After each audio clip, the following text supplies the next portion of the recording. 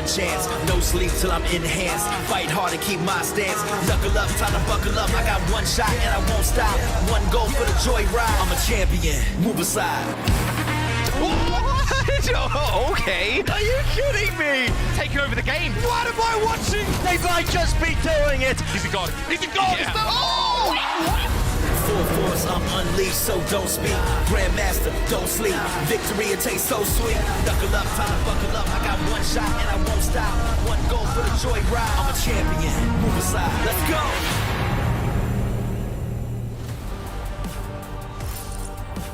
Welcome everyone, we're officially on the last weekend here of the regular season, Jaws. I'm Vicky Kitty, and as per usual, I'm here with Jaws, and we're here to take you guys through APAC. We're opening up the series with the Hangzhou Spark versus the Chengdu Hunters. Yeah, it's going to be a good one. Countdown Cup on the horizon, Vicky. The last tournament before the playoffs around the corner. I'm pretty pumped. I'm sure everybody else is as well. And we're once again going to see the regions clash very soon also. But keeping it in the present, Hunters and the Spark coming up on your screens in a moment. And do not forget, the vault is open. All the cool Overwatch League skins for the different all the different events that have been going on, I guess. Oh, no, not the different events, sorry. Just the championship skins even, sorry. Ones. The past championship skins. The Doomfist, the Winston. Yeah, you want to get your hands on those. The 200 league tokens each. They won't be around for long, though, so make sure you get your hands on those. I know I was missing the Doomfist one, so I ended up picking up that one the other day as well. So that was kind of nice. There was a brig one on there, too, Monkey. I got the brig one, actually. The only one I actually was missing was the Winston one, so I actually was able to get that thanks to the fact that I linked my YouTube account, and I've been watching so much Overwatch League that I had enough league tokens to actually get that. So yeah, make sure you guys have your account linked down below so that way you guys could also get some tokens and you guys could have the opportunity to get the whole skins. Yeah, best Doom skin in the game. There you go. Let's have a look at the standings, though, Vicky. Let's get on with it. Let's get it into the game as why don't we take a because I am excited, Vicky. Why am I excited? Well, look at where Spark are and look at where Hunters are. Hunters 2-0 right now. Spark 0-2. If Hunters win, Spark are out. Hunters are in. If Spark wins and Hunters lose, there could still be an upset potential here and there. So top 4 teams, of course, as always, will go and advance to the Countdown Cup, or at least the knockout stage, of course. And the Philadelphia Fusion and the Seoul Dynasty have made it there already. Thank God the Fusion made it, you know, I mean, my word. It's been sweaty out here. It has. It's been topsy-turvy, I think, Vicky. Valiant, unfortunately, well, yeah, they're down at the bottom. We all knew that was going to happen, though, but they're already out. But still, there are places to play for, too, in fact, and they'll be decided over the next couple of days. Yeah, this is the last weekend again, and looking at the series that we're about to have first, with between the Spark and the Hunters, this is basically everything on the line for the Spark if they want to remain relevant within this month. Yeah, like remaining relevant is going to be an important thing for Spark to keep in mind. They've had so many roster changes, man. Like, it has been crazy. Yeah. Coaching staff all over the place. Last minute Takoyaki, Godspeed as well have left the roster. And yeah, last minute, which is insane. Like, insane. And it's been a bit confusing because I had high hopes of the Spark coming into the season. They had a massive roster, a lot of crazy talent as well, Vicky. And where is it all gone? I don't know. It's been very strange. It's been a strange experience to be a Spark fan, I feel. Shy, of course, has been popping off, luckily. Actually, let's get those stars up on your screens right now because I want to see who we've actually got today. Okay, so Architect and Shy, which is great. Shy needs to start every single time, and he has been recently, of course, with the Cosby taking a step back. Gushway Benar, Mika and Cold is actually coming as the support duo, Vicky. I'm questioning here why we're gonna have Mika and Coldest open things up, especially with the way that MCD has been popping off on the Ana. I'm actually really surprised. I'm not too sure if they're trying to go for something different here, Jaws, or there's something that I just don't know about. But this is a little like, I'm looking at the Spark almost not try in the first game going into the series, maybe opting to go for something different again. Like, I'm not too sure what I'm seeing here with Coldest and Mika. Yeah, let's have a look who they're facing, though. Of course, it is the Hunters, and they have had a crazy season. I mean, we've seen new faces like Gaga come in and just destroy this Eastern region. It's been crazy to look at. And, of course, my main man on the left there, Leave. And of course his partner Jinmu as well. Oh man, Jinmu and Leave have just been such a wonder to watch. Leave especially. His Tracer, oh, just piece de resistance. If he was a Michelin star dish, Vicky, I wouldn't be able to count the number of stars he has on one hand. I was off the screen because I was looking straight into his eyes at my computer screen over there. Oh boy, Leave has been crazy good to watch. And I'm not going to lie, Spark, are they going to be able to take down the Hunters today? It doesn't look like it, honestly. I feel this is so heavily weighted in favor of the Hunters right now, just because of how strong people like Lee, Jinmu, and Gaga are currently. Yeah, I mean, despite the set history between both of these teams, the Hunters are obviously in that favorable spot, especially looking at how they've done so far within this month. You talk about Leave and Jinmu. I mean, this DPS duo has such high synergy, and obviously we've been seeing that Jinmu Pharah pop off. Meanwhile, Leave is putting on so much pressure onto your backlines while he's on that Tracer that your attention is so split in both directions. You have one half of your team focusing these skies and the other half making sure that Leave isn't terrorizing your supports on the backline. Yeah, it really feels like this could be a rather quick series, Vicky. I just want to point out as well, Yuvaltov's hair, looking very blue today. It looks We're matching. Cool. We're on the same wavelength here. Yeah, that's true. Actually, you got a bit of blue in your hair as well. I like it. I like it. Excellent work. All right, Busan's going to be our first map. Hanamura, King's Row, Havana, Ilios if we need them both. We are going on to what looks like downtown as our first stage for control. Now, let's take a second, Vicky, and let's talk about Mika and Coldest a little bit, because we haven't really seen them a lot at all.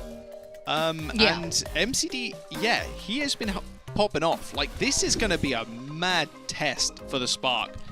I mean, they are not in the worst position when you look at playoffs, but they're also not in the greatest. So, something in Mika and Coldest now, this has to be a massive level up for them in this series to kind of prove to the Spark fans and just the Overwatch League audience as well that Mika and Coldest are not a force to be reckoned with. That's an opportunity now, especially since they're starting off Mika and Coldest here. But Jinmu's on that Pharah that we've seen him terrorize with. Gaga already taking a good amount of damage, but it's just about positioning that we're seeing right now from the Hunters, just trying to prioritize where they want to rotate first. Architect and Shire and double hit scan as well. Jimmy's going to have a little bit of problems, but you can already see how far he's playing back, but he's just playing the skies. They have to peek him to get some damage in. Nice little halt, but it doesn't result in anything. And a quick rotation from the Hunters there, Vicky. They do end up capping the point first, and Architect in a little bit of trouble. Doesn't manage to get away, just gets chased down by Gaga. Lee finds a pick off on Shy as well. Well, there's that threat opportunity that goes down, minus this Coldest that could deal with Jinmu, but while they're so fixated on Jinmu, it's kind of like what we were talking about. Now you have the Hunters that not only do they have control over the point first, but they're still cleaning up the Spark. Look at that, they're desperately trying to hold back, but Leaf just trying to get that last pick, and he manages to get away. He was literally one. Yeah, he's actually 1 HP. A feather could fall on Mika right now and he'd topple over. That's it. And they've gone for a comp swap as well, Vicky, here. So Shy switched over to the Sombra, Architect on the Tracer, so they forgo a lot of the ult charge. Tactical Visor, it's whatever, to be honest with you. But they're just looking for this hack in the skies, or maybe a hack onto Late Young, maybe, and burst them down. But Shy is going to have a very, very tough time actually trying to execute these hacks because everybody's playing so split. Especially, yeah, with Jimmy being in the sky, he is going to take some damage, but he has the Rocket Barrage that you have to look out for, as well as if also with the Valk. But Coldest is the first one to go down, and he goes down with the Transcendence while he's at it. The Spark already playing at a disadvantage, picking both your supports. It's just, Jinmu's just terrorizing the backline still. He's just getting away with it, while Bernard is realizing, all right, I got to back up here, but now he's treading on enemy territory. I mean, okay, self-destruct, I mean, that's going to get zero people. I mean, it clears off a high ground, I guess. Leaf does get rezzed as Scoochway finds him, but then gets taken out by Monk, who's holding an off angle. That was an ambitious bomb. Probably the most ambitious bomb I think we've seen in the Eastern region in a while. Transcendence being used, Vicky. Oh, okay. There's a lot of ambitious ults in general being used. Jaws, it's almost as ambitious as we saw those EMP attempts from Shy just last weekend, but not too sure if the Spark are just trying to, utilize that trend. They have the rally that they're trying to push into the point. Now that overtime's ticking away, you have the Spark. They haven't even been able to touch the point, and they're not going to be able to without their support. Now that Jinwoo's taking care of them, he utilized the Rocket Barrage, but it's just space that he's controlling. I don't know what's going on here with the Spark, but the Hunters just freebie their way through that entire first round. I mean, that was just a roll. The comp swap, I'm not sure if I like it too much. The Tracer and the Sombra that late, especially the Sombra that late. I don't mind the Tracer that late at all, because Tracer can get stuff done on her own, but Shy switching to the Sombra, expecting to build up EMP for it to be impactful when they've already wasted half their time. Interesting moves from the Spark so far. I got actually a little fact about Coldest too, by the way, Vicky.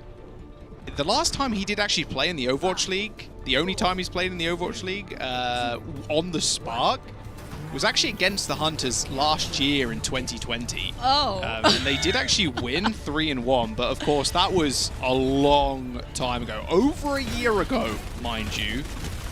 So, you know, he's got some experience against the Spark on the stage, but at this point, yeah, in gamer years, that's about 50 years. Well, my back is hurting already. Going down. From age too, and not just that, but it's looking like right now Gaga and Late Young wasting no time. They've taken care of the Spark, winning another team fight. I don't think the Spark have won a single team fight since we've started this series, Jaws. Now they're backed off and back into the spawn, and control's going to go into favor of Hunters already. Yeah. Yeah. It's tough. It's tough out here for the Spark. It really is. Feels like they're just losing these neutrals, right? They're going to try for a big rotation on the side, but you can already see... Oh, nice little bait, actually. Maybe they can get out the door before a rotation from Gaga comes through. Doesn't look like it, though. They're just getting pummeled with bullets, that but was a beautiful really hold good. into a right-click kills Leave. That was beautiful right there. And now that's going to start things off for the Spark. They can finally play at an advantage, but they have to deal with this Ant Matrix. The Immortality Field's going to help save the rest of the Hunters while they hold that choke point.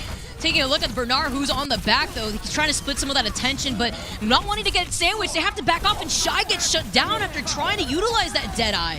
Meanwhile, Bernard with the Diva Bomb, he can't even get back into his mech because he gets deleted. And now the rest of the Spark, their plans have been foiled. Hunters are pushing forward, and they still maintain control over the point. Spark couldn't do much off of that after their supports unfortunately died with their ultimates already in their pocket. Yeah, Hunters lost one critical damage tool there and Leave so early on in the fight. They managed to hold off very, very well, regardless of Shy going for a crazy flank with the Deadeye. Just didn't end up working out. The mitigation was too much. The 7th man, that Torb turret, doing a little bit more than Leave, apparently, in that situation. They're going to go in again and start for the rally. And this time as well, they have to deal with the Molten Core. They're dropping down, but look who's right behind them. It's Architect, and he has the Tac Visor, and he's cleaning things up with all the rest of the damage coming in from the Spark on the front lines. That was a great way for Architect to also get into position there, because then he was just able to keep pressuring them when they were forced to retreat. Great way to block that line of sight, but now the Spark finally have a fighting chance, and they've still lost members. Coldest have to come back from the spawn now. Yeah, but they're on 90% as well. But yeah, Mika goes down. Are you serious? Who's in the back line? Wait, Gaga's in the back line? What is he doing? I didn't really know Gaga was in their spawn. Apparently needed Spark in that situation. Gooshway finds a nice hot to Yveltal, but it doesn't matter because Leaf's killed 2 already. Yeah, and he's going on to the backline too. He's going in for a flank. They have to deal with them now. He gets deleted after the pool. And that Discord Orb managing to do enough damage, but the rest of the Hunters have now been here. Nobody there to touch. The Hunters are on their way to speed run through this series already, Jaws. Oh my goodness. Leaf comes back, just kills 3 people. Gaga was apparently just a distraction tool in the spawn of the Spark. What more do you want right now from the Hunters, to be honest with you? I mean... Speed run and a half. We're there hitting the 111 at this rate, Vicky. I'm going to be real with you. I think we need to jump to a quick break. Everybody needs to compose themselves. We'll see you guys in a bit.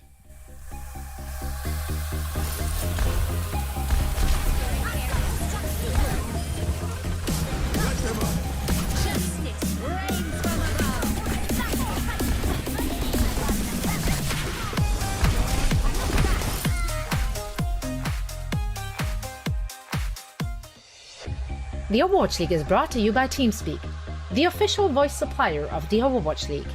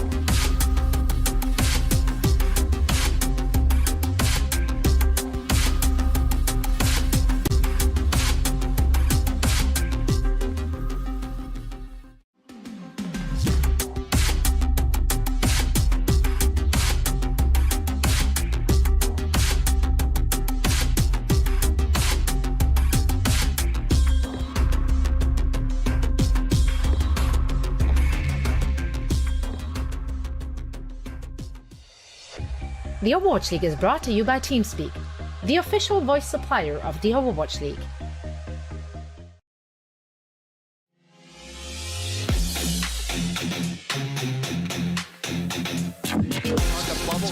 The headshot is there. They put him in the ground 6 feet under. Dynamite around the corner, just getting on the choice they want. He's trying to go in. He's trying to get this pulse bomb stick. But Shy gets him in the head yet again. Are you joking? That's it. That's the closeout. Give Shy all the awards, all the accolades. He's the season MVP. It was all about positioning right there. That's going to be the name of the game for Profit who wants to stick on this point. The sound barrier to keep the rest of Hunters alive. I love the approach right there to follow with a Death Blossom. That's going to not only control some space, but put out a lot of damage for Monk. Meanwhile, though, Fitz got Shy to start things up. Round the con. Bomb and big! Earth tickets too! Going off to the side. This is really, really nice. It's going to be a nice window of opportunity for the Spark now. It's the thing. They're actually just running up without matter. They were taking so much damage in front. Oh, and they did it just in time here, too. But it's going to be Lee who dives into both of the supports, and this is exactly what they want. Welcome back, everyone. We're currently in the middle of our first series between the Hunters versus the Spark, and the Hunters are well on their way to speedrunning already through this first series. Yeah, it looks like it. That was a very, very quick control. Not quite 200 to 0% for the Hunters, but it felt that way. It very much felt that way. We're still seeing what looks like Mika and Coldest actually staying in for the Sparks. No changes for their support lineup, interestingly enough. And yeah, I dug a little bit deeper into the Coldest, I guess, lore book. And yeah, he did only play one map in 2020 when he was against the Hunters, and it was Control, and he lost. So still, unfortunately, a 0% win rate, but hopefully he can pull him back. He can pull it back in this next map. We're going to in just a second. But the Hunters, let's talk about them real quick, because my God, they're just on fire. like, what more do you want from Leave? Or what more do you want for the rest of the Hunters? They lose one at the start of the fight, and then they still manage to hold off 6 members of the Spark, just kind of running at them. It's kind of crazy. I mean, yes, you've got the summon, you have the Torp turret, but yeah. Still, you're losing Leave of all people, and they still manage to do it. I mean, the power of the Hunters really does grow every single week, it feels. And I am very excited, by the way, just, Vicky, just like the overall arching narrative for the Hunters going into something like the playoffs is going to be, it's going to be crazy. I love the way their style, and I think everybody kind of fell in love with how they played, and now they are just an incredible, almost super team of players, and it's just such a come-up story. It's just a success story. I love it. I love to see it. Yeah, I actually really enjoy seeing how the Hunters, throughout this season alone, you saw how they just worked their way up, and now they're one of those top teams in the APAC region that you just can't ignore right now, especially with the famous Jinmu Pharah. Like, this is a story I've seen before, Jaws. You can't play ignore the Pharah. I know this from contenders when it comes to that Pharah player Yazan, who's absolutely beast mode on Pharah, but that's the problem, and Jinmu really reminds me of what happens when you do play ignore the Pharah. It just never works. Never do it. Not even in your own games. Never works. I think Uzana's like, what, 15 accounts in top 10 somehow? You know what I mean? Like, and different platforms. Yeah, exactly. Jimmy on the Pharah yet again. Of course, Leave on the Hangzhou. Worked out for them well thus far. This dive, though, from the Spark could be quite frustrating, but not quite that frustrating if Leave can just randomly find a pick onto Shy, okay. I want to know if that was invisible too. Potentially not, or might have been, but a Hangzhou arrow randomly landing in your head as you're invisible as a Sombra is probably one of the most frustrating things in the game. Absolutely, super tilting. And look at this positioning too. Gaga also is just trying to check out for Shy, who's already been on the back line, but they find Shy again, and they find Shy. Oh, this is not going to work out for the Spark. You're not going to be able to build the EMP at this point. How did he get found twice? Oh my word. I think they belong in a Bond film, maybe. Sniffing out the spies that much, I don't think Bond will get much work done. Shy has now had enough of the Sombra, has now switched over to Hangzhou instead, so a little bit more poke. Something to contend with Leave would be a good idea. Put pressure in the skies as well. Guangzhou trying to pressure point this whole time as well. Luckily he has Architect at his back, Vicky. Yeah, they were waiting in the back for quite some time, maybe waiting for Shy to make moves, but with Shy making the swap over to the Hanzo, Guangzhou taking a lot of damage. He had to back off, but Leave doesn't let him. Blocks out the only path he has to roll out and was able to put that damage out there. Guangzhou also going down. That's going to take away more time away from the Spark. Yeah, a lot more time. What, 2 minutes 20 now left on the clock for the Spark. And Leaf has all of the kill, or all of them except for one. Late Young got a kill onto Shy a little bit earlier on. They're still trying to set up this dive, but Jinmu is immortal in the skies right now. Just look at the way he's just playing the building right now. He has that cover to just get out of the line of sight of the rest of the Spark. Meanwhile, you have Leaf covering the other side, just essentially just trying to make sure that none of the Spark have that open path to get out. Getting pulled right in, though, Shy just forced to back off. Both tanks, though, are really low. It's difficult for Mika to try to get into position, but with this Valk, maybe they can. But now with the Supercharger out from Gaga, that's so much damage coming in, and both Architect and Shy won't be in this fight. And look at the way the Hunters are already playing so far up. Can we talk about Gaga's positioning as well on this door? Look at him. Look He at has him his just own chill. house. He has literally built a Minecraft fortress around himself and will not leave. This is like looking at Minecraft Steve and Smash, except now it's just you currently have Gaga just making their own house. Look at his You positioning, don't need cover when you have your own cover. This is comical. Like, it's actually comical. He's just sat in a corner with a shield. It's not really a corner, I guess, a flat surface, but it still looks as ridiculous. Okay, Guangzhou, he's going to try and set up again, but 50 seconds remains now, and actually force the Transcendence, but Shy's already dead again. Yeah, did not even get to Shy on time, and now they wanted to try to push in, but now that they've already used the Transcendence and the Valk too from Mika, you have to deal with Jinmu, and it's difficult to do that when you have Yveltal right there beside them. Gaga taking a lot of damage, manages to get away and get healed up by Yveltal, but the Ant Matrix is also going to block that path, and the Spark are playing so split up at this point. Throwing the Diva Bomb now too. They're trickling in with their ult, and now they have no Transcendence, no Valk, and they have less than 30 seconds to get on this point, Jaws. Yeah, they got a pick though. Jinmu is dead. Can they make something of it? Lei Young's going to go down as well.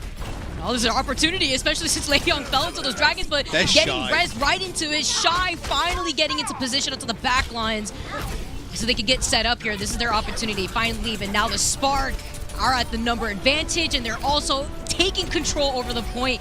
Better late than never, I always say, now as it's set over to overtime. Oh my word, Shy had a vendetta against the Hunters there. As soon as it always flicked to OT, he just went beast mode. Well, how many kills do you have there? At least 4, right? 4 Yeah, of them at were least headshots 4. too. Oh my goodness, Shy turned it up to 11. Finally, they get the point. 3 minutes to go, though, for this second. Jinmu's actually switched over from the Pharah. Makes a whole lot of sense. Pharah a little bit more difficult to play on the second point of Hanamura. What is happening in the back line? Okay, Jinmu's just almost farming for free. It looked like he was going to go down there, but luckily enough, he did recall in time, or translocate even. And they might want to be able to do the same thing here. So Guangzhou should just be able to roll up to high ground, lay the mines, clear the high ground completely away, and then Spark can kind of roll on in after him. Well, I really like this swap here from Jinmu, because now with Leaf having the dragons that he's already going to send out, the minefields being on the high ground, it's caught Yveltal off guard, and Monk is taking a lot of damage. We see Architect hugging their spawn, but he's got to worry, though. At the same time, Cold is trying to give him the backup, but Architect goes down. Leaf does not let him just move into the spawn for free. He needs to clear some space for Monk to also get into position, but yeah, look at the way that the Hunters are playing. The Spark are also playing really reserved after utilizing what they had left. Leaf actually does not miss right now, although Bernard kills Late Young, and Leaf actually maybe he missed a couple there because Shy got a kill. Oh, but it hit the wall, but it still finds Gaga. The shield not going to hold itself up to protect themselves from the Diva Bomb, thinking that it was actually going to go right behind them, but now the Dragons will stop them from moving in. The EMP, they'll find Guangzhou and Bernard, nobody from the Hunters to contest. That looked like a really scary situation for the Spark, but at the end, they still were able to just roll through that second point. They didn't want to give up that space. They put on a lot of pressure there. Yeah, it was an amazing entry from Guangzhou to start off that fight, or start off that point cap even. Guangzhou rolled up to high ground, laid the mines down, killed off the brig of the Hunters, which kind of snowballed their way to victory there on what looked like just an inevitable full hold from the Hunters on point A.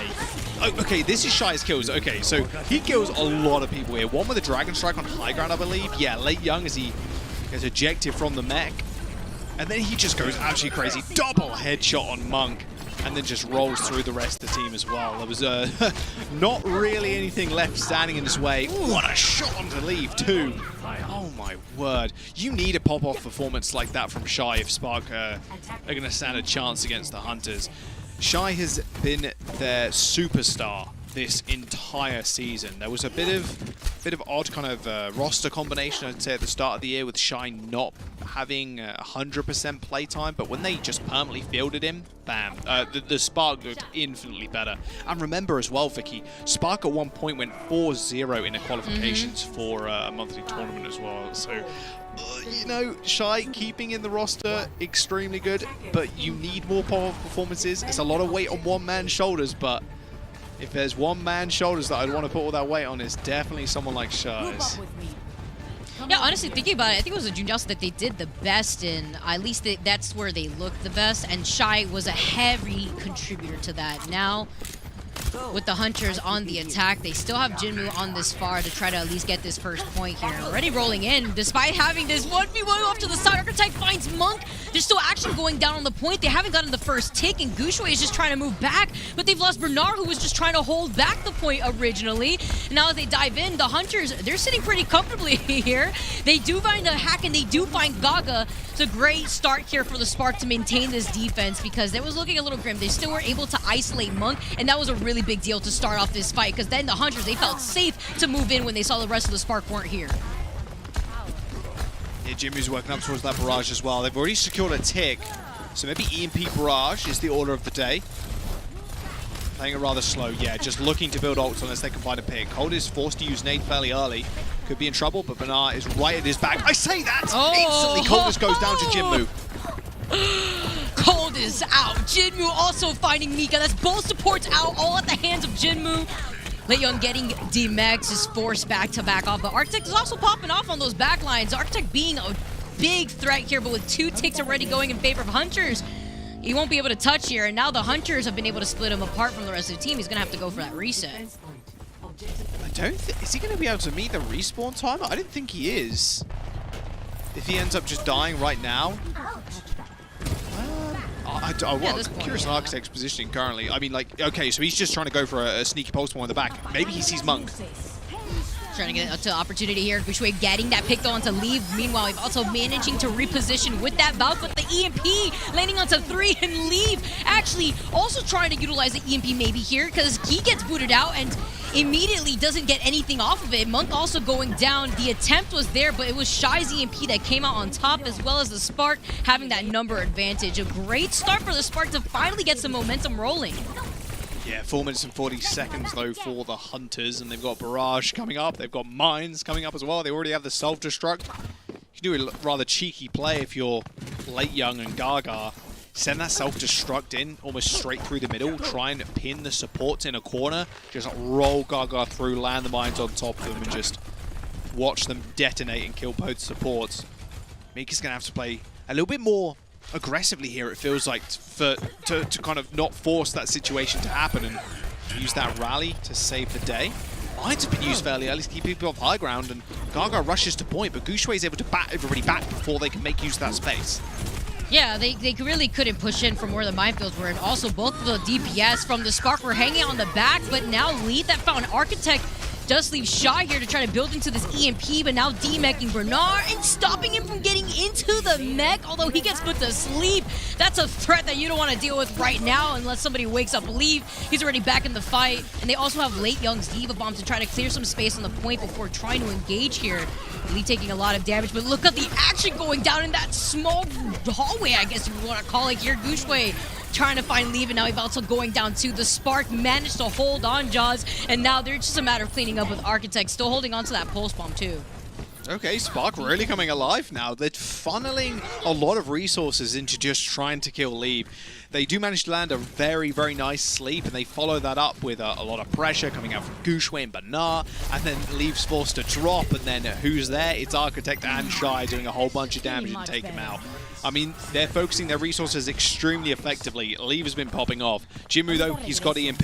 He's ready to rock and roll. Leighton can use the bomb as well to get rid of any shielding that Guangzhou can put down. They're going to have to be rather careful. Gaga moving over to the side, though, while they do try to fixate their attention here. Meanwhile, the rest of the Hunters try to move forward. Great anti, though. Jinmu gets out of that situation, and Gaga's still right there with the rest of the team right behind him. And they also have the EMP, so they're just trying to wait to get into position at this point. Speaking about waiting to get into position. Oh, here's the EMP, although doesn't really get as much as they wanted from it. Meanwhile, Shy, to sacrifice themselves, gets a bigger EMP, but Monk was out of position, and rather out of position of the EMP to Transcendence and to keep Hunters in this fight. Now as they move on to the point, though, the rest of the Spark, they're backing off, and the first tick already going in favor of the Hunters. Diva Bomb finding Mika somehow in the back here, and with the rally, the Hunters are looking a lot better in this fight. Currently with the rest of the Spark just trying to triple in, Guangzhou taking so much damage despite being in the prime. Look at that personal shield that leaves granted as well by Yveltal. 2 ticks now for the Hunters, Vicky. Architect goes down. Leave also just trying to isolate Coldest, who's taking a lot of damage off the high ground by Jinmu. He's forced to jump down. Now Jinmu to get back into the action. They trade that for both supports, but it's the Spark that have that spawn advantage. Leave is so low, and with swaps to the Architect onto the Doomfist, he was able to get back into the action, and they stop the Hunters. They get only 2 ticks in the process, and they're also low on time now, Jaws. 1 minute and 30 seconds already. Yeah, only 1 minute and 30. If they don't finish with time in the bank, that means the Spark get a free attack. This is a very dangerous spot, but luckily Jinmu has just been farming, growing those crops, harvesting them, and he has got another EMP. They have the Supercharger. They got a lot of tools to work with, and really the Spark, because of a lot of their roles being used later on in the fight, well, they've only got Nano, and they've got that Self-Destruct too. It's a tough situation for the Spark to defend, but they only need to defend for a minute, or stall, in fact.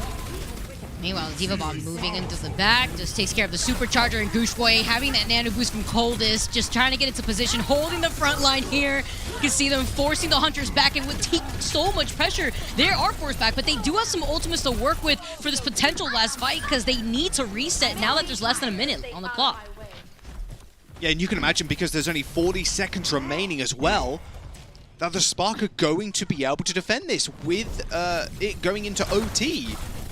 Guangzhou has got the Guangzhou's got the Primal Rage as well. Architect is just annoying the backline to the high heavens. 30 seconds now remains. Hunters, they switched over from the Orisa. They needed Gaga to touch, who's now changed to Ball. Got a lot of ults to work with. Jinmu set up already. Oh. They have no idea. Now he activates the EMP going in. That's going to look a lot better than we've seen before, finding 3, but no follow-ups, and that just basically means the EMP was there to scare them, but Guangzhou at least taking some damage now in the Transcendence to get everybody from the Hunters into position. Overtime ticking away, and Leave opening things up, finding Architect here for the rest of the Hunters. This is their opportunity, but look at the way that they're rotating as well. Jaws, they're so spread out, and you also have Guangzhou in the back. Also the EMP coming in. Gaga goes down, and great anti coming in from Coldest, looking a lot better this time around for the Spark.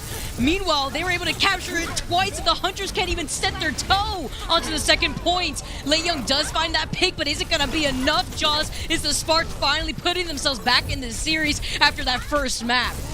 Wow, maybe I spoke into existence a little bit too soon, Vicky. Looks like they're going to be able to hold now. Gaga on the Wrecking Ball can't quite get another touch, and the Spark, they take a map in this series, and that is Coldest's first win in the Overwatch League as well, so a big congratulations to him finding his first map win.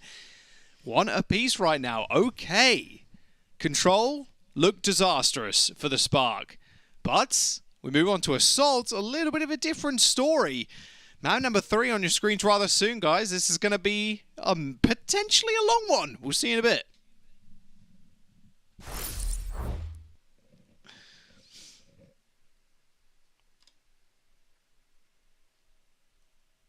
Yo, that was crazy. Wow. That was crazy. Okay. It looked really rough at the start of that map anyways.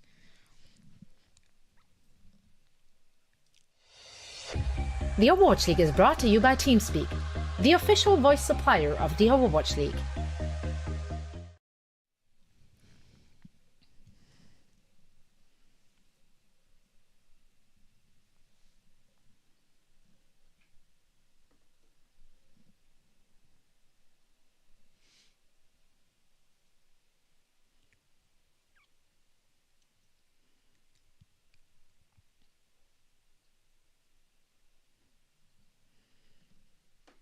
Yeah.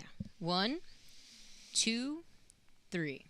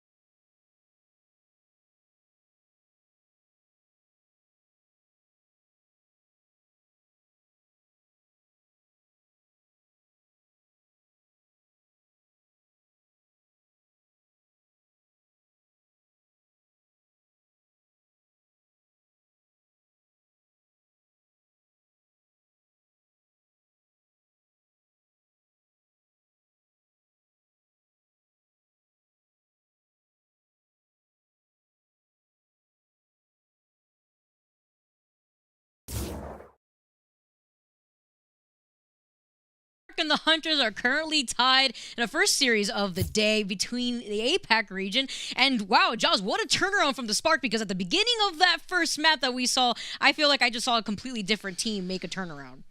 Yeah, that looked like a completely different team, because my word, that control was a little bit abysmal. It really was. And now we saw a second point hold on Hanamura. Very, very different look.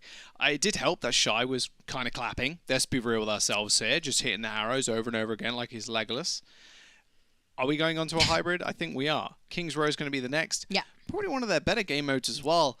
I mean, is this the turnaround for the Spark? Is this what they needed? Remember, we came into today with Spark not winning a game up until potentially this moment. The Hunters, if they win here, they are in the knockouts. If the Spark lose here as well, they're out. They're out for good. They need this W to stand a chance in going to the Countdown Cup. And it being so close to the playoffs as well, every point counts, Vicky. Every single point counts. You want a better seeding, so you have a better chance of making it all the way to the grand finals too.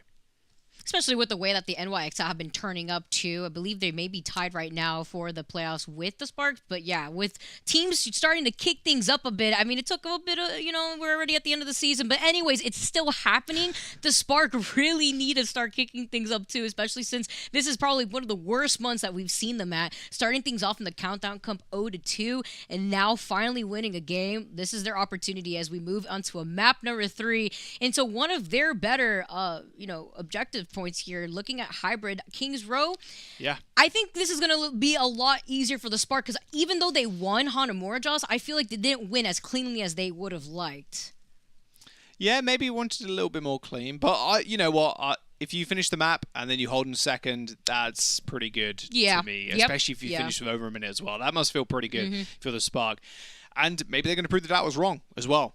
There's a lot of maybes, and there will be, because we've not really seen Mika or Coldest in a while, Coldest in a long time.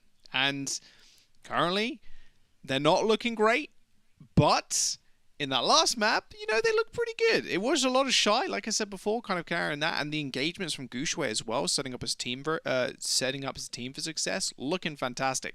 It's a little bit more hard to shine on support, especially if you're getting stomped, because your team is just kind of taking too much damage and you're dying and you're not being granted the space because your tanks are getting pressured, and it's a little bit more tough, definitely. I know that as a support player, because when you're getting stomped, it's like, well, what can I do here with the space? I can go for a crazy anti-nade if you want, but you're just getting blown up, so I need to use it on you and myself, who are also getting dove by Tracer, by the way.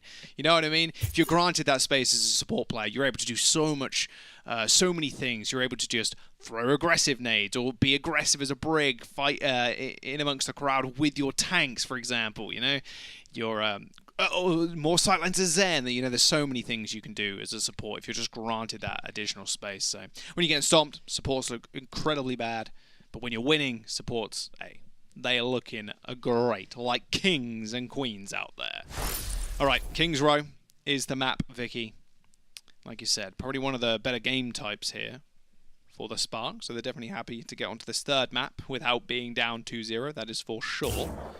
And same people in as well. So no swaps from either side. And we are getting to that point in the season, Vicky, where I don't think we'll see a lot of swaps. Of course, we saw Spark with Mika and Coldest, but if you look at Hunters, I can't imagine they're going to divert anytime soon with their composition. Or not their composition, but their players that they field. Yeah. They've been looking pretty comfortable with this lineup, too. I'm wondering here, looking at the Spark, you made mention of how it looks like when you're playing support and when your tanks are spread out and you're forced to hang out on the back line. Coldest actually was doing a really good job, though, at the very end, landing those crucial antis and the follow-ups that we saw, too, when Shy was able to follow up. We also saw the EMP coming in. It was just really good. I like this look now from the Spark, and now with some of that momentum from the last map, they could carry that over here. King's Row with Leave actually teleporting everybody already to get up front before making the swap, and Jinmu actually opting to go for that Sombra, and they have a lot of that terrain to actually maneuver around through, and Gaga wasting no time to follow up with Jinmu. What? Architect's gone, by the way. Yeah, he's trying to get it full so early. It doesn't matter, though. Just like the Spark, we just ran down the front line. Speaking of supports looking good, Coldest looking pretty good. Nice couple of clean kills there on the DPS. Okay, well, that sucks. Shy dies. It shouldn't be too much of a problem. They kill Gaga at the sword at the same time. Hanzo's not the quickest to get back, but he does have a small movement ability. So hopefully he won't be too far gone. But it does mean they have to play back a little bit here. Yeah, that forced Jinmu out of that back line right there, just trying to isolate Architect, but Architect had Gushui right there. And Gushui also being able to adapt, but you can't adapt when you're getting barraged with a bunch of arrows, and that Monk, of course, having that Discord orb on you. Meanwhile, Lei Young also taking some damage, but it's a Transcendence from Coldest who gets it online first. Look at the comparison. It's a Coldest Transcendence versus Monk, but look, the Hunters, they back off. They waste out that Transcendence, and now they're waiting to just re-engage, and with Bernard going down, that's going to start things off. Yeah, well, Gaga's hacked, but it doesn't matter, Vicky. Dragon strike through! No Each other! What? The chances of that! Lee finds the pick, though, with the Dragons onto Coldest. They trade that, but the Hunters have the number advantage, and they have a free pass on this point. They both click you at the same time and then just staring dragons into each other's faces. Shy came out on top at the end as he killed Lee, but the point was already getting pressured, and they do. The Hunters do manage to cap in the end. Oh, Gaga sneaks away with 20 HP. Super low. But this is a good spot for the Hunters to be in. As long as Spark doesn't regain control of this archway, they should be golden. Because now they can just set Jinmu up with an EMP in these streets. You can already see him. He's hunting down Coldest. They know he doesn't have Transcendence. He used it earlier. He's just trying to stay in this position. This is great, but they detect each other. They know. That's some intel, too. Letting them know that Jinmu already has that EMP. He does find that hack onto Mika, gets out of that situation, and Gushui gets the pile drive pick on the leave. Meanwhile, Monk has a Transcendence. He keeps the Hunters alive, but he has to watch out for Gaga, who goes down, taking so much damage. EMP coming in from Architect and the rest of the cleanup. I like this addition with Coldest because despite that first map, he's already warmed up, contrary to his name, and now the rest of the Spark have control over that payload and this corner. He might be able to put it up towards another Transcendence as well. They went early with the EMP. They managed to catch Hunters a little bit unawares. And now Coldest only 10% away. He knows Jinmu's setting up his EMP. If he gets this online, he could save the rest of his team. Here we go. The EMP attempt here from Jinmu. It's going to find 3, and it's found Coldest. Coldest so low, but he has a Transcendence, and he's also hacked. Meanwhile, the Spark still find 2 picks. That engagement wasn't going to work out here because you had Gushui lay down the minefield. Actually just blocking the Hunters from rotating to actually follow from the EMP. That was a great timing on the field. That was a crazy rally from Mika as well. He sensed the EMP was coming in. That kind of battle between the Sombra and the Zenyatta.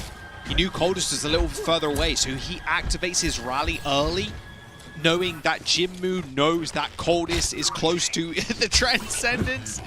It's like a bit of 4-dimensional chess for you. Nope. Oh, Leave ends up going down though. That's not 4D chess, that's just a straight headshot through the dome. 1D chess.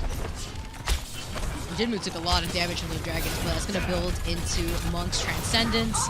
Valto already holding on to that rally. They want to use that here, but with Lei Young going down already, D-Mech, look at the positioning from the Spark. They're holding both angles, so they're forced to split both left and right.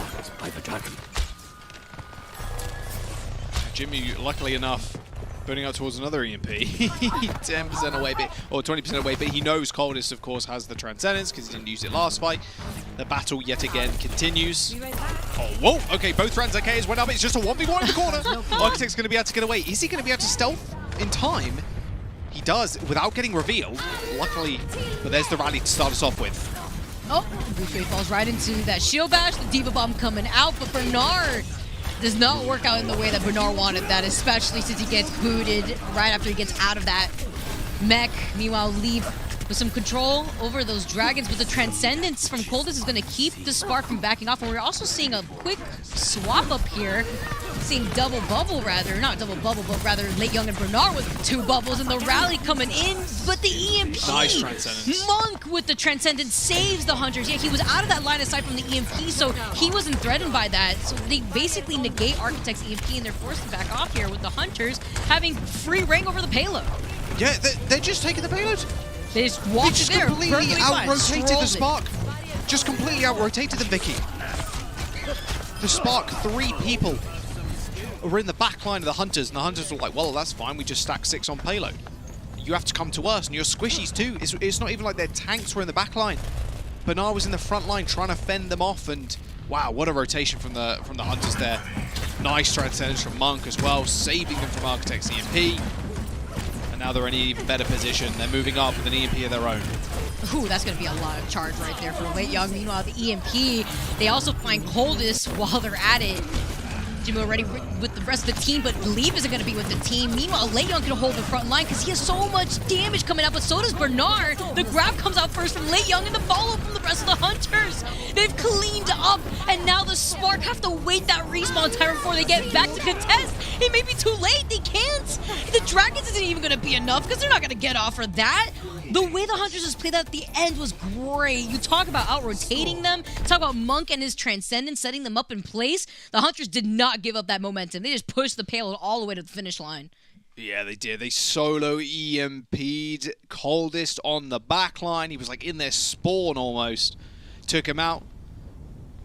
And then what happens? Well, you just follow out of Grav. You grab two people. Already, Mika was trying to frontline with Bernard, knowing that Coldest was dead, trying to protect Bernard, trying to get some ult charge online. You just grab them in the spot. You kill them super fast because you have a Zenyatta of your own. You just discord the person in the grab, or just headshot them a few times, to be fair. I mean, Zarya and Brig, especially when they're locked in place, not the hardest things to shoot. Fairly large hitboxes at that. Amazing, amazing snowball there from the Hunters at the very end, but Spark still did a lot of damage to their time bank. Just think about the Streets phase and how they were able to control it too, being able to force the ultimates coming out from Monk fairly early when he was on the Zen. But this is actually what I expected to see as we jump into this round, as we see with Spark attacking. I was expecting Jinmu to maybe roll out on the far on his attack, but the defense makes a lot more sense. They're going to go with the same comp they run on Hanamura.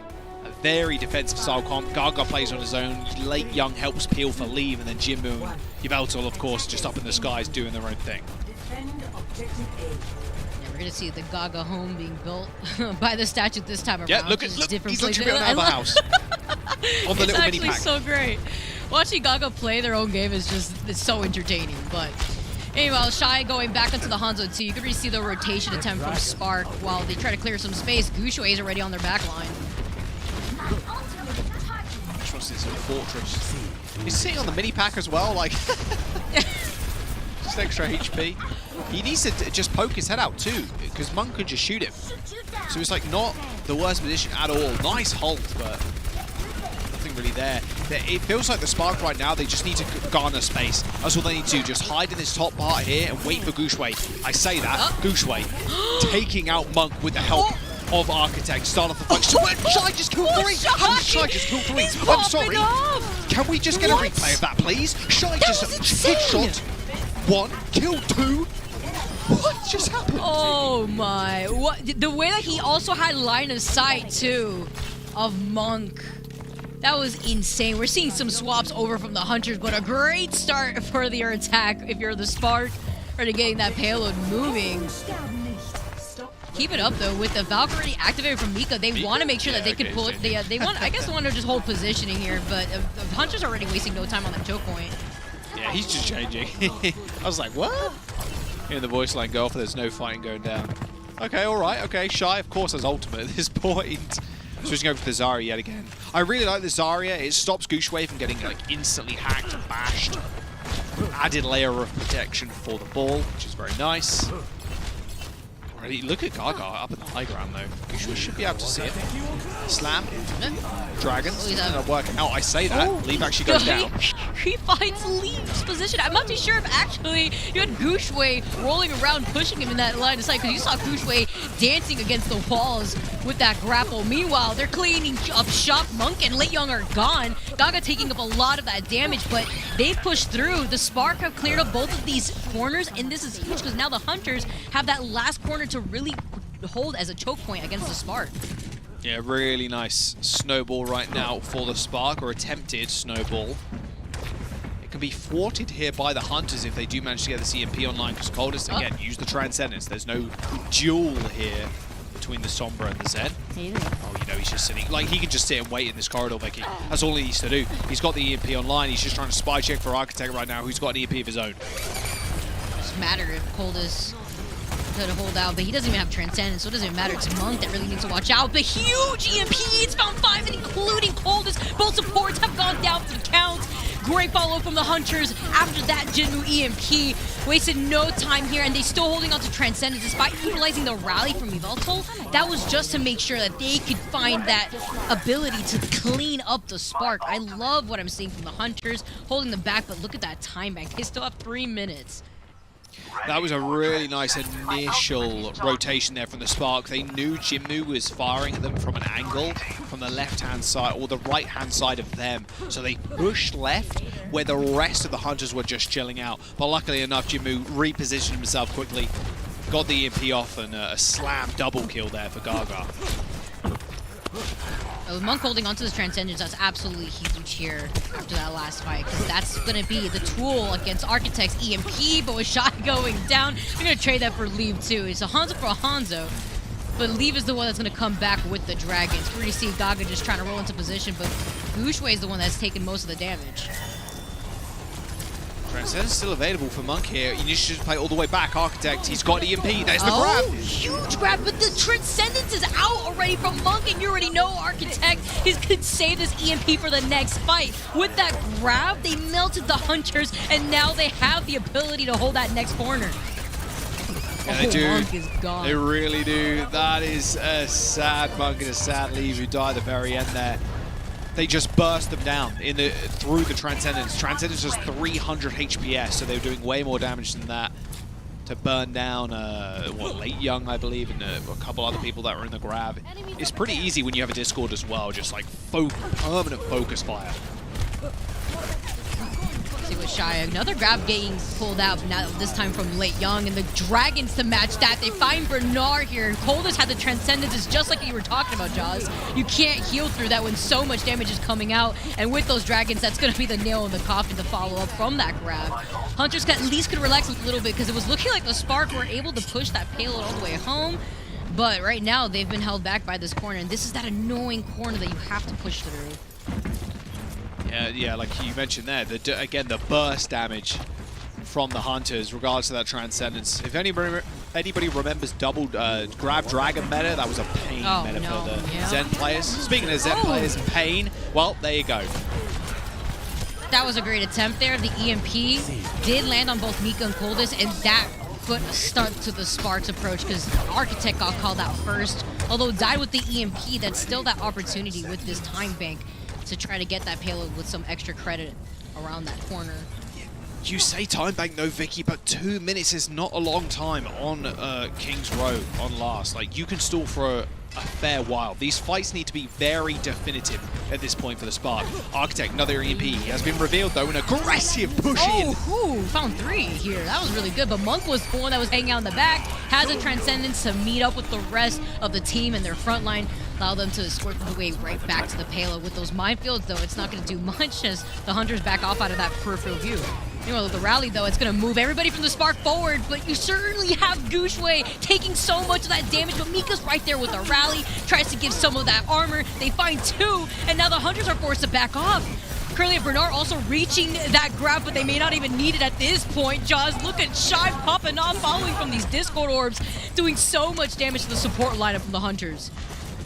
Still going to get around this last corner though, and the rest of the Hunters have spawned in time. Jinwoo EMP available. He's permanently he got hacked there. Can he escape? Yeah, of course he can. Bernard, grab Dragons available. Here comes the Dragons though. Not going to be followed up with the grab. Coldest hanging out in the back line. Does have that Transcendence. Has to avoid Jinwoo if he wants to keep the Spark in here to get that payload to the finish line. Less than a minute now, Jaws. Here comes a grab from Late Young. Gets hit with the Discord. He's taking some damage, but it's leaving. Gaga would take most of that damage. Mika goes down, but Jinwoo and Lee won't be in this fight. No DPS left from the Hunters, and make that with Monk going down too. This is going to be the opportunity for the Spark. They're going to be able to move this payload all the way to the finish line. Oh, they do. A minute has been added to their time bank as well. Oh my word, I was a little bit taken aback there by the Spark, not just throwing out the grab Dragons. potentially they tried to force something there, force the issue, and it was a nice split off on Late Young, who was actually on the Zarya. They split him off completely, and then they ended up chunking him down enough where Hunters felt that they just needed to kind of back him up. Oh, this must be the triple at the very start. So let's see how this actually went down. Oh, he did have Okay, the so just view. one, 2 arrows. Oh my word, Shy. What did I say on Hanamura?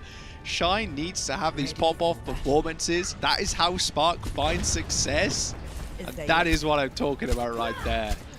Shy, 2 arrows, 2 kills, finishes it up with a nice little storm arrow, double body shot onto Jinmu in the sky. It is a pleasure to watch Shy on the Hangzhou, just on any hero, to be fair. I think Shy and Leave this year have definitely been just front runners for me when it comes to MVP candidates. I'm definitely a little bit more biased, and I think a lot of the APAC, the Eastern region casters will be a little bit, because we cast this region more so. But Leave, for me, is someone that stands out in my mind as an MVP candidate for sure. Definitely have to agree I believe with you on can that. go vote for MVP currently as well, so make sure you go check out the Overwatch League website for that too.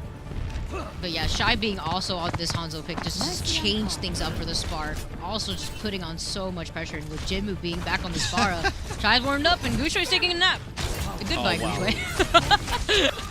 Oh no, that's not how you want to start things off here, but you do, especially if you're the Hunters and you're Gaga building up your house on that health pack.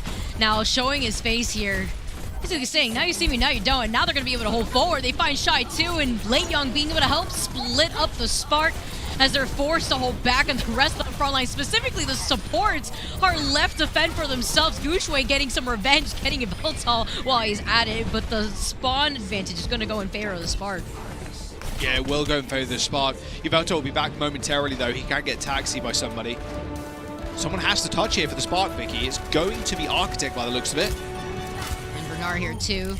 They're going to contest, push it into overtime. They have to stay onto the point, though, to force it here, and Leave with the drag is going to clear so much space. The rotation around the statue. They're still on the point, and Bernard is so low. They finally get the D-Mech, and Gushui gets put to sleep immediately. They wake him up, but he's so low. Leave just splitting some of that attention, now forced back onto the point with this Transcendence out. Coldest gets melted down the moment that they get split up, and nobody stays on the point. The way they just played that was so spread out, they didn't know who to focus down when it came to the Hunters. Nano Mercy as well. Maybe to keep Mercy alive, Yveltal alive at the end of that. I'm not entirely sure. It felt like it needed to go on Jinmu there so he could just start bursting people down. But if you need to use that Nano to save someone's life and just save it in those last crucial moments, it's probably worth using on a squishy target. Especially someone like Yveltal as well, who's actually very close to the ult also. Okay. This is going to have to be a defense of a lifetime for the Spark. 2 minutes and a bit for the Hunters for 33% on point A. Again, Shy needs another pop-up moment. I want to quickly touch on what happened in the last fight though, Vicky. Or the fight previous to overtime being triggered by Architect. That rotation there from Gushui, we saw him got slept, he got burst down extremely quickly, had to go for a big reset. All that meanwhile, Spark were then doing the same thing they did on their first attack, which was rotate everybody except Gushui up the stairs to then set up for Gushui's pile driver in when he does come back and wrap around. But the problem was, the Hunters had kind of sniffed that out. They knew exactly what was happening because the Spark did it already on their first attack. And they were like, well, you haven't got Gushui there for disruption. We've only got to make our way past Bernard. It should be easy peasy. They did just that. They cleared the board of Spark and they forced them to reset in a situation where you need to then be able to touch because overtime is just around the corner. I feel like that further highlights the adapt jack from the Hunters and what kind of team this is in general. Now look at the positioning too. Jinmu already getting that hack on that health pack here. That's going to already set the Hunters in a better position when they make that rotation around the statue. Meanwhile, Jinmu taking a lot of damage, forced to translocate out of the situation. And the rest of the Spark, you're trying to sandwich the Hunters, but Mika popping off. It's because everyone's just decided to fight in such close quarters. That shield bash coming out and the Spark winning this team fight. Already looking great. The Hunters have some of that extra time in the time bank though, Jaws. They do indeed. 1 minute 30. It's going to grant them another 2 attacks, depending on how quickly they go. They want to go fast, of course, looking at their composition, even without the Lucio. Not 2 ult charges garnered there, and I'm really looking at Spark's support ult bank right now. 70% for the Zenyatta and the Transcendence, 65% on the Rally. These are game-changing ultimates, fight-changing ultimates that can save in the last couple of moments. But a D-Mech on Bernard this early? You cannot let this happen. Wow, that was insane damage, and the follow-up too from those Discord orbs. That was really great from Lee, dealing so much of that damage. But they're going to trade that for Gaga. But Gaga could get back into that fight way quicker. The Pulse Bomb coming out. The Transcendence now from Cold is going to allow the Spark to move in, but they can't. The body block, yeah. They can't even get through here. Shy popping off here, finding 2. Found both Yveltal and leave. Meanwhile, Gaga trades that, but Monk is still here, and he has a Transcendence. He used it up, but they won't have the rally as Yveltal was one of the first to go down here. They may have needed that to at least keep up the pressure. Diva Bomb now dropping down. Architect gets taken out. The rally from Yveltal has finally come in, and the Hunters are moving on to this point. This is the opportunity that they need to secure this point on this map. Currently the Spark without Bernard, you can see them backing off before trying to re-engage. The minefields are going to be a problem in the EMP too. They won't be able to touch. Shy can't dash! Shy can't dash! He can't touch! He got EMP'd! Oh, Shy was just popping off at the end there, but Chengdu Hunters managed to do it in the end, Vicky. 33% on point A on King's Row. Map point as well. They're about to see themselves in the knockout stage if they can take this next one. Life hangs in the balance here for the Spark as they're about to be eliminated from the Countdown Cup Qualifiers, Vicky. Not a situation they wanted to find themselves in. They managed to come back on Hanamura. King's Row was not their map, but can they push this to a map 5? We're going to have to find out. We're going to jump to a quick break. Do not go anywhere. We'll see you in a bit.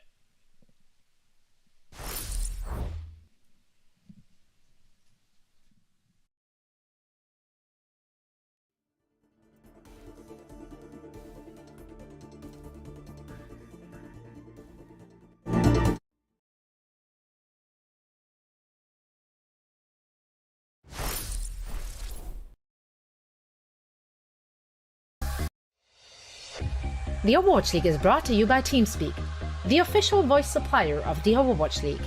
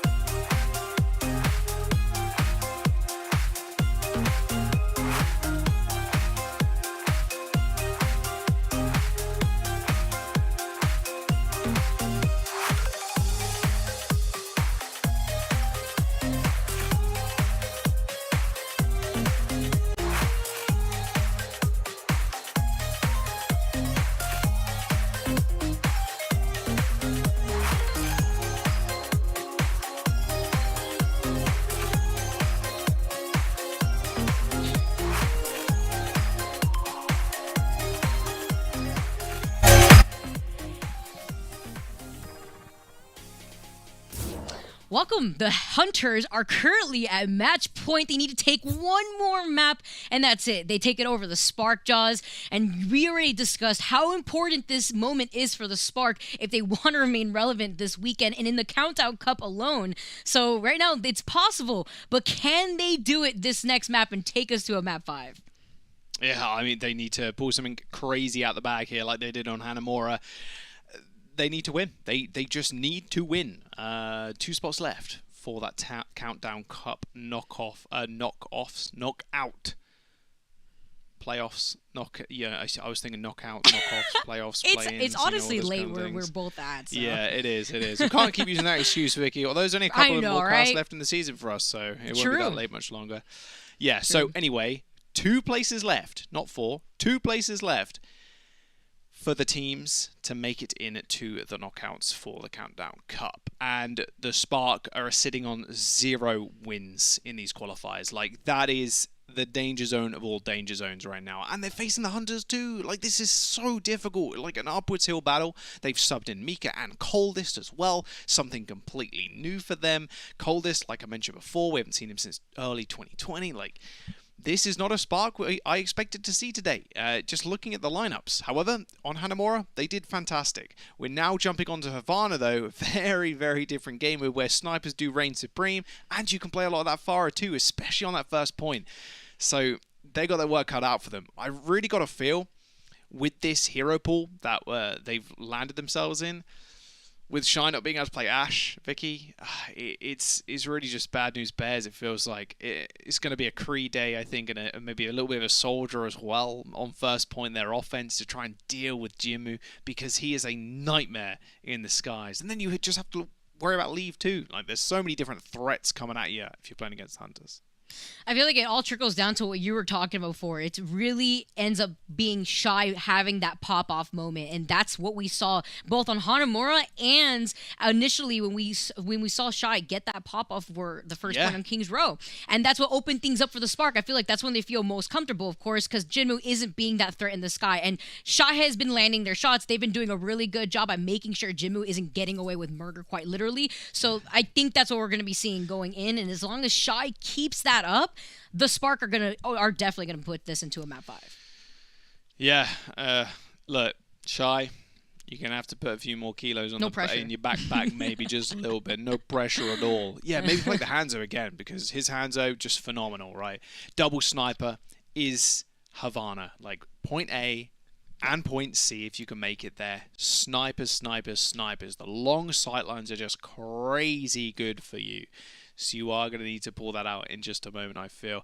Especially if Jinmu is on the Farah. You can still play Widowmaker. No, Widowmaker is good against Farah, but because of like how you aim as the Widow, you're not as quick as someone like an Ashe. You're not going to be able to deal with someone like Jinmu, whose movement's going to be just too good for you to kind of react to as the Widow. Of course, you need a little bit of time to charge up your shots as well, which doesn't help when Farah is kind of barraging you from a million miles away with those rockets. Right, I think we were just in a brief, I wouldn't say pause, but we're just waiting for everybody to jump back on their PCs. But we are just getting into Havana now. Could be the potential final map here for the Spark in this Countdown Cup qualifier situation. Just dancing a little bit to the Havana music, one of my favorites, of course. Wish I had a colada I could just take up right now. The Cuban coffee being as great as it is. Yeah, but Cuban coffee seems crazy, Vicky. Oh, it's insane. It's so like good strong, though. Right? But no bias, obviously. Yeah, it's super strong. You get them usually here I'd be in Miami. Buzzing. I'd be like shaking, you know. If I was on that much caffeine. It's funny. They actually, I think they have a robot poster on this map, like trying to advertise like coffee or something like that, because that's what's really popular. When it comes to that Cuban coffee, especially down here in South Florida. I would definitely want to try some. But it's so I'd good. have to it's go. So good. Yeah, because everything you've told me about it just sounds amazing. But just the caffeine aspect of it, I'm like, I'd be bouncing off the walls. Like, next Florida homestand, hopefully, crossing our fingers, you know, as things open up Come little by over and little. we can have some. Everyone needs to try out that Cuban coffee. But we're getting started, and Jinmu is on that Pharah on this defense, though, and not anymore. Actually, not anymore. And this is the threat that I was talking about. When you have Shy popping up, you can't get away with murder if you're Jinmu. It's not going to work out. It's not, Valto is not going to be enough. The perfect pick from Shy. I cannot believe that happened so quick. The defense from that Pharah, the offense, sorry, that Pharah, the close hold, that is so difficult to break sometimes, especially if you have a world-class Pharah like Jinmu on the other side. Unreal start to the map already. Pop-off moments from Shy, left, right, and center. And look at this Mercy Beam as well. Just on Shy permanently. This guy, he don't miss. And they do even more damage now, killing off Leave too. They know this is the situation. This is what they wanted. They were prepared to deal with the Jinmu Pharah. They're taking care of the rest of the Hunters. Forget the Pharah in general. And look at the pressure that Shy's presence is, holding the front line, then everybody from the rest of the Spark is backing him up. This is another shot. Nano though. Nice direct hit. Oh, Jinmu's answering right back now. It's time for the Hunters to shine. They're tired of it. Another one. Bring it up. They're all coming in, and this is in a silver platter. And the Spark, they're forced to back off. Look at Bernard. He knew the situation. Oh, what a sick couple of shots there from Jinmu. Double body shot. One on Shy, one on Architect. As quick as you like.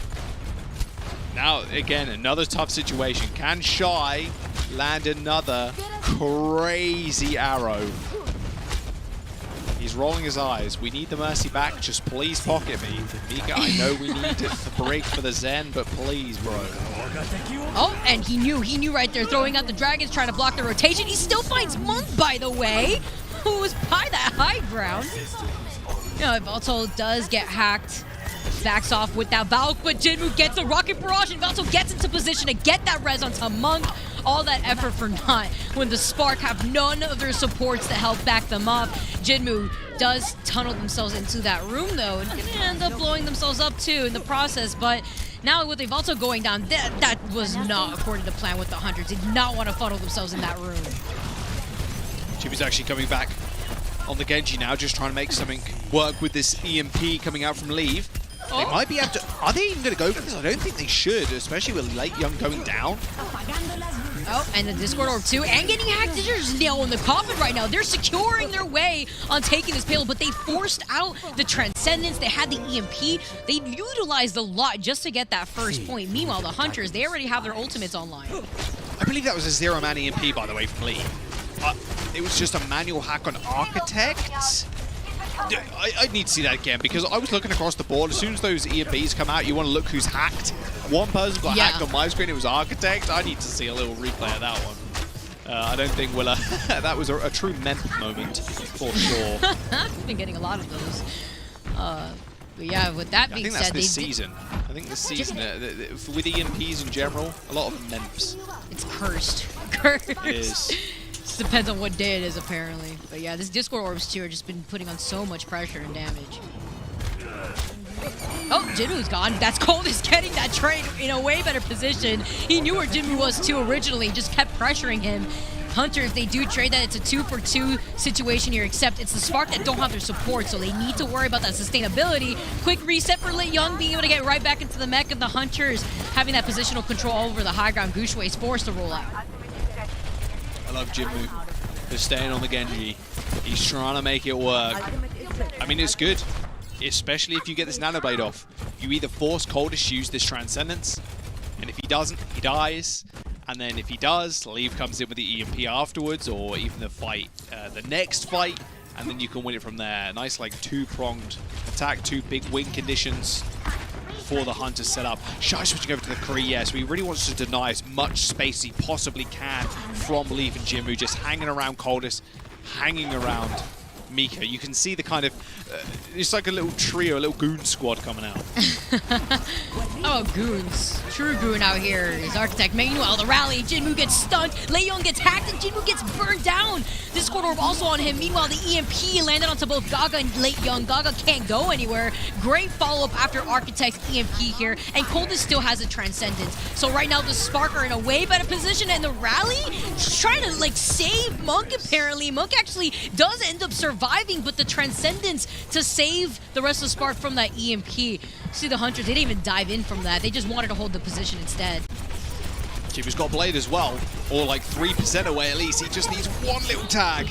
Oh, there you go. He does have it at the ready, but he does have a nano boost, but he's going in for the back, and he gets hacked immediately! Gets shut down! That's what happens when you have the nano boost. He had so much faith. You saw the faith, too, as he jumped in with enthusiasm, and he just gets shut down from the get-go. Oh, they knew that was going to happen. They just knew it. Jimmy switched over to the Tracer, trying to get back in time. Amazing minefield from Gaga to keep them in the fight as well. Really good way to pressure out, especially in this corridor, just trying to keep their bodies blocking that entryway. Meanwhile, the Diva Bomb doesn't find anyone, but Late Young does find Bernard here, as they were forced out to camp out that health pack. Great way for the Hunters to stabilize. That look, I'm asking for a ton of replays here, but like, I think that was a double kill with one melee by the looks of it, unless it was like a quick, like, boop, boop. Like a collateral. Yeah, like you can, it's got like a small like AoE kind of to it. You can double kill with one melee.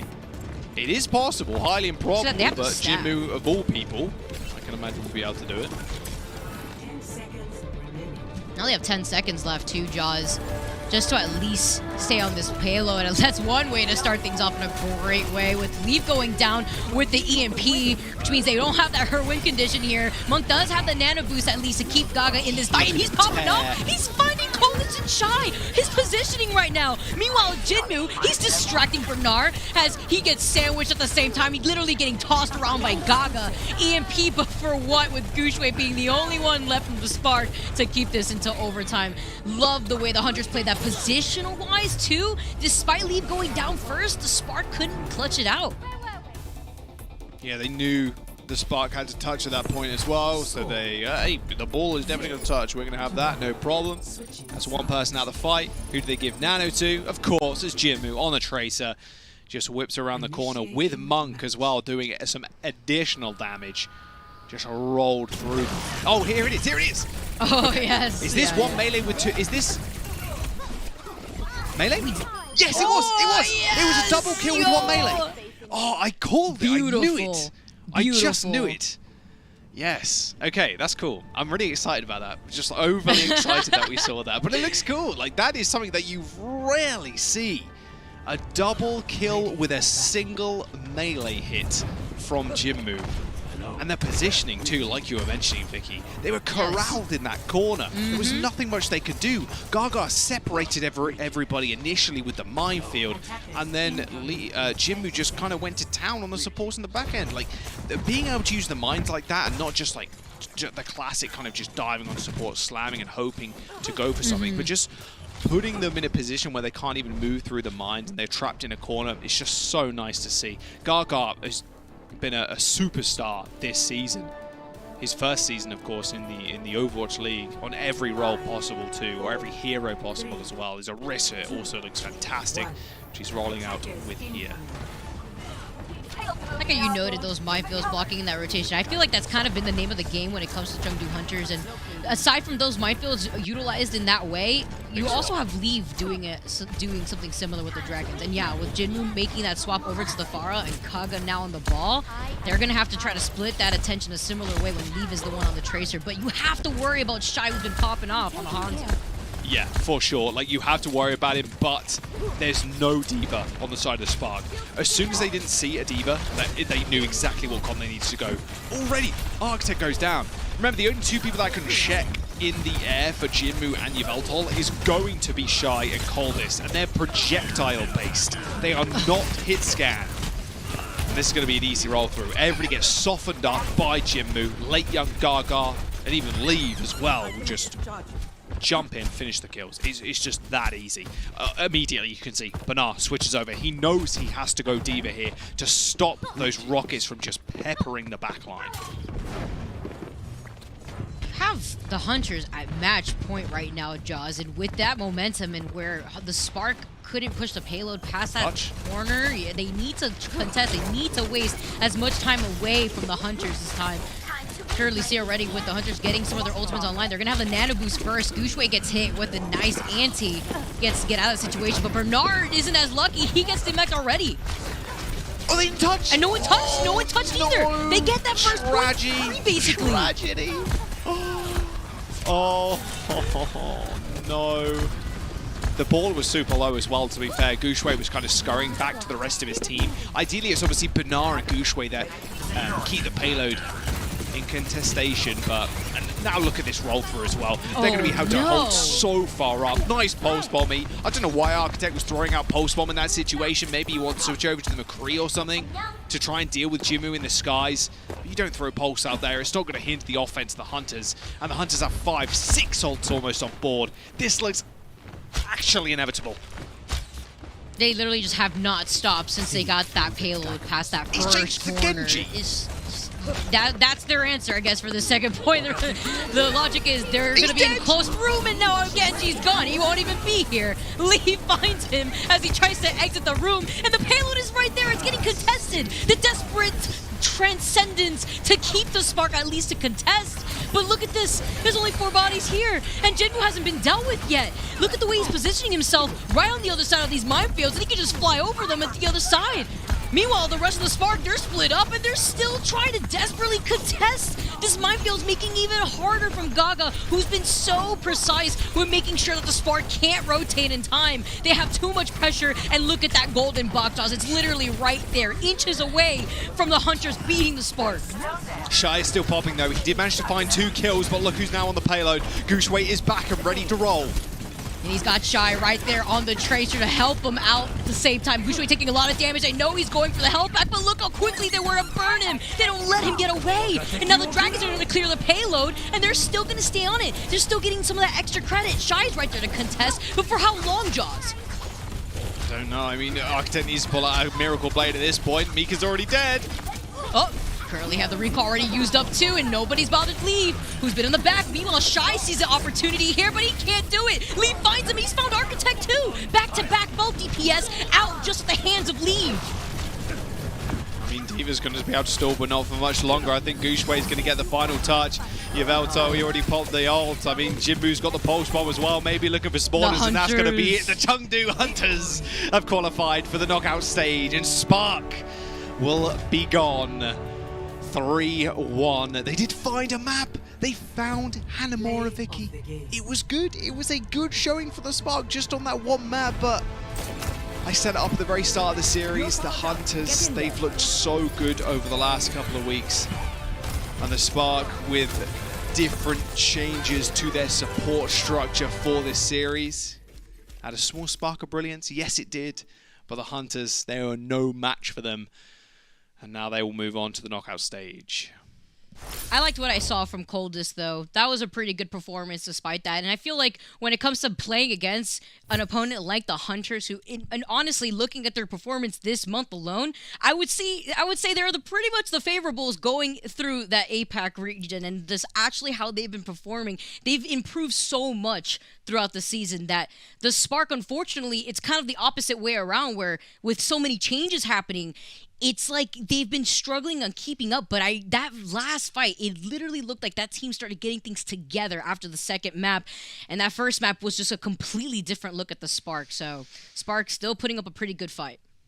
Yeah, it's like up, down, up, down, up, down, but I mean the Hunters from strength to strength every single week. There wasn't a person on that team that didn't have a pop-off moment.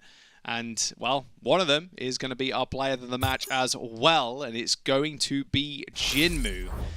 I gotta say, just off of that, boop, that little double kill with the melee, that sealed the deal for me for player of the match. But no, his Farah, of course, is just world-class, absolutely world-class.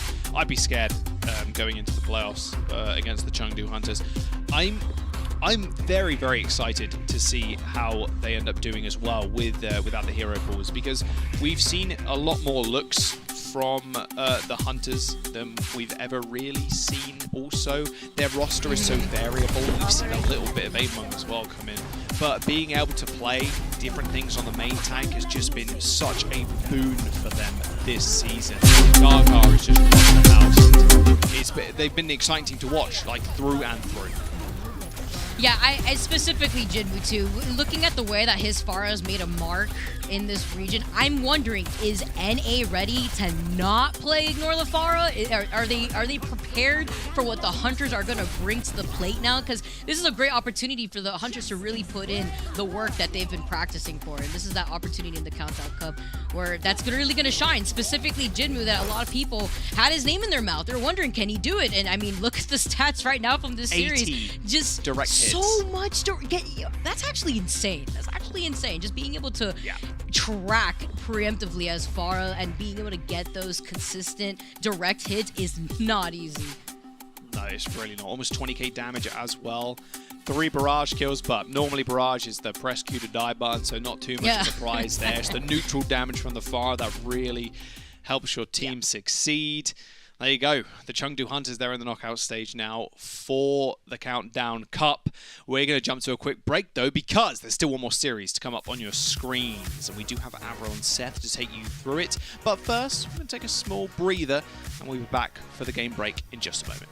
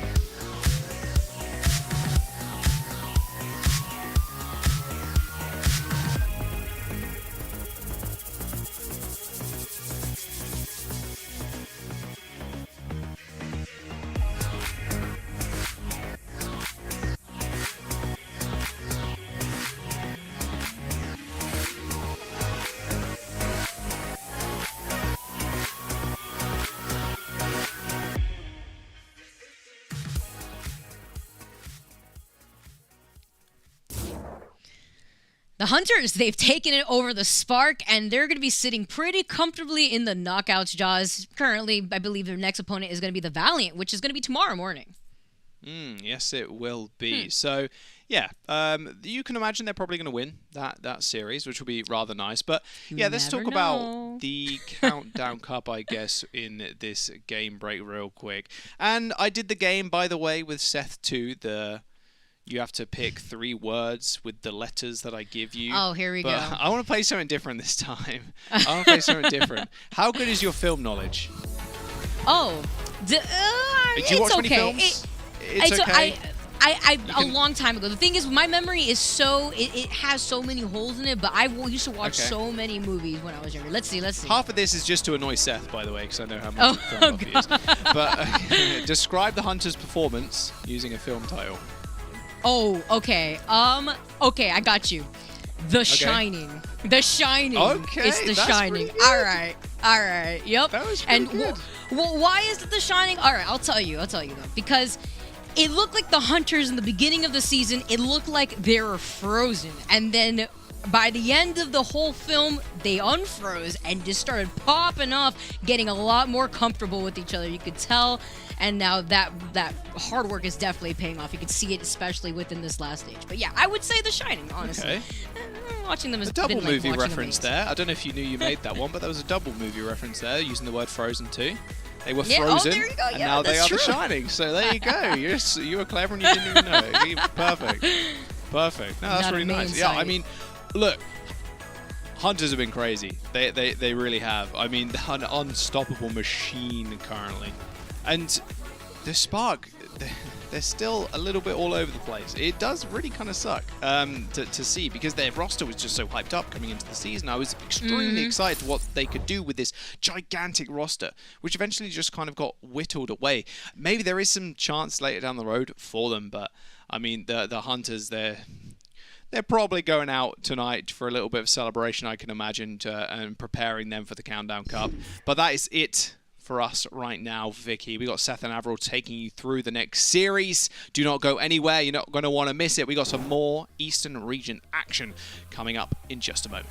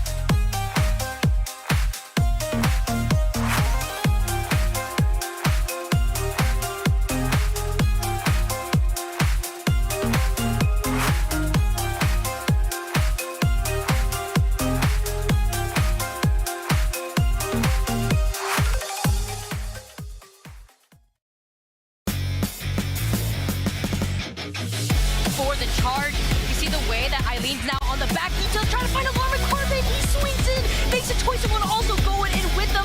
The enabling from the rest of the Charge. Nancy on the three, it's going to be Molly taking down now. Lee Jig on dead out of the fight. Great punch timing there from Milan Ron to finish off Boyd as he hits the ground. They will lose 3 members in exchange, but this is going to be the Valiant maintaining Damage from that flux. Here comes Makeli though, and cleaning up around Jodak and make it too. What a flex! Sit down, Guangzhou. You're out of this fight. point. They nearly have the gap already. The Valiant need to stay glued to this. Milanron, he builds up, gets the self-destruct. It's going to be 2 self-destructs simultaneously. They get gone, eliminated. Now Fate's going to be gone. Lip manages to find one. Cho Cheng going to be eliminated again. But just for a moment, they've actually done it. They have made it happen. Welcome back, guys. It's time for the final series of the evening. I am Achilles. That is Avril, and we'll be guiding you through the action here for the final set. Now we have the LA Valiant getting ready to go up against the Guangzhou Charge, 2 teams that have had their struggles throughout the season, obviously, Avril, but one a bit more so than the other, I guess you could say, especially in recent times. The Guangzhou Charge looking way more meshed, looking way more synergetic, and a lot of that has to do with their DPS lineup.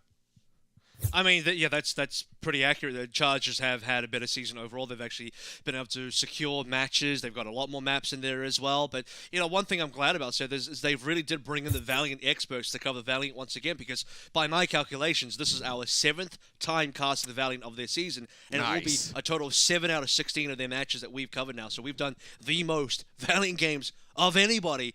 We really are the experts on Valiant here. So, you know, what do you need to know? What do you want to know about Valiant? Well, they haven't won yet. Will they win today?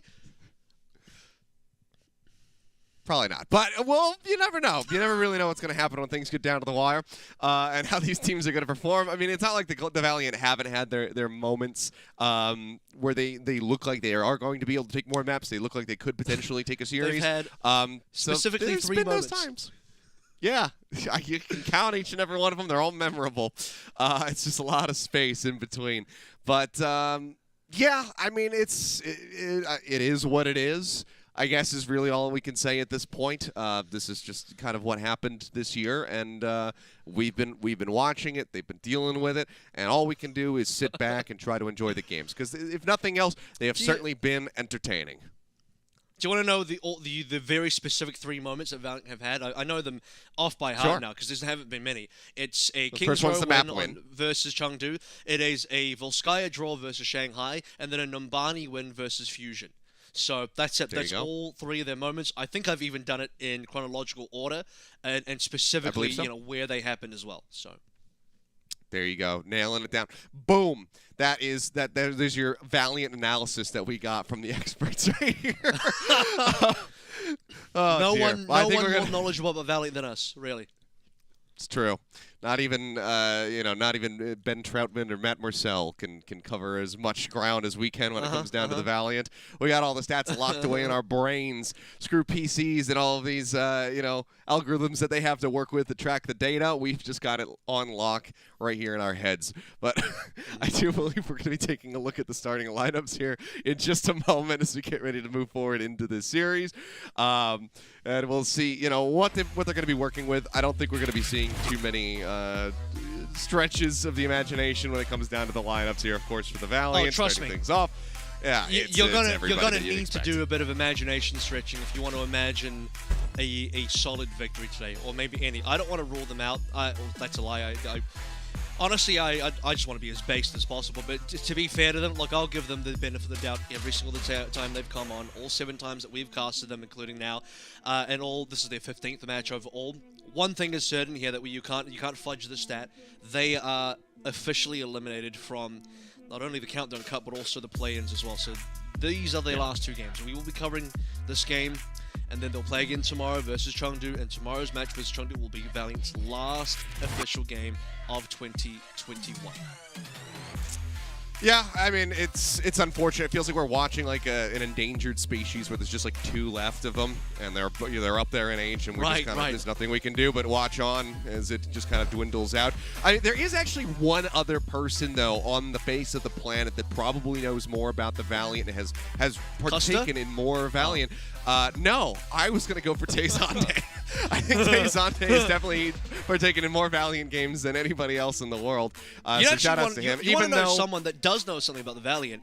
If you actually look at the other side of Guangzhou Charge here, you know, we saw their roster come through. Pretty standard here. Same 6 players they've been using for some time now, but Kariv should know something about the Valiant. That's his ex-team. I mean, he's been on there before. That's he true. was still there when it's green and gold. He wasn't there during the blue and, yellow phase, which did happen last year and is happening here as well, but I think Kariv will have no problems here dispatching of his old squad. So there's 2 sides here. Like, if you really love the Valiant, you could technically win on both sides. If the Valiant win, good for you. But if Kariv and Guangzhou Charge win, then also good for you, because there's some Valiant lineage there for you. Well, there you have it. Well, starting things off on Nepal, we will see who is going to be able to take a step toward a map win. See right here, Valiant on a 19-map loss streak, the longest in the history of the franchise and 3rd longest of all time. So unfortunately, it's not been great. The future is bleak and pretty much non-existent at this point, as we kind of said. But was it a match lose streak? He said map. Map? Okay. Because if it was match, I'd be like, well, that means the 2nd worst is London, as they're currently still on one, and the 1st is Shanghai. So that's how that works.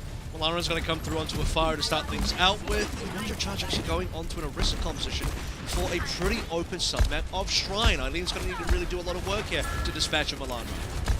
Yeah, I mean, he's going to be going for the McCree, which, I mean, the Hangzhou, he has been popping off with those picks. Obviously not going to have any kind of damage boost pocket to really go with the McCree, but gets nice 2 taps through. Krong follows up, gets that alley-oop kill on a Milanron. Now they just look to deny that res away. IB currently playing on the coastal side of the map, jumps back with Chochung, and the first cap will come in as Silver 3 just kind of gets beaten and battered around the point. Will fall a little bit late, so some extra stagger there as the Charge will take this first and foremost.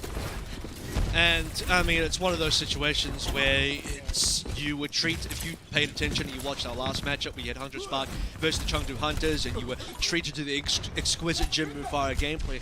Now we're in a bit of a place where Milanron dies, Hy-Vee can't get the res, there's no res at all, and Milanron has respawned.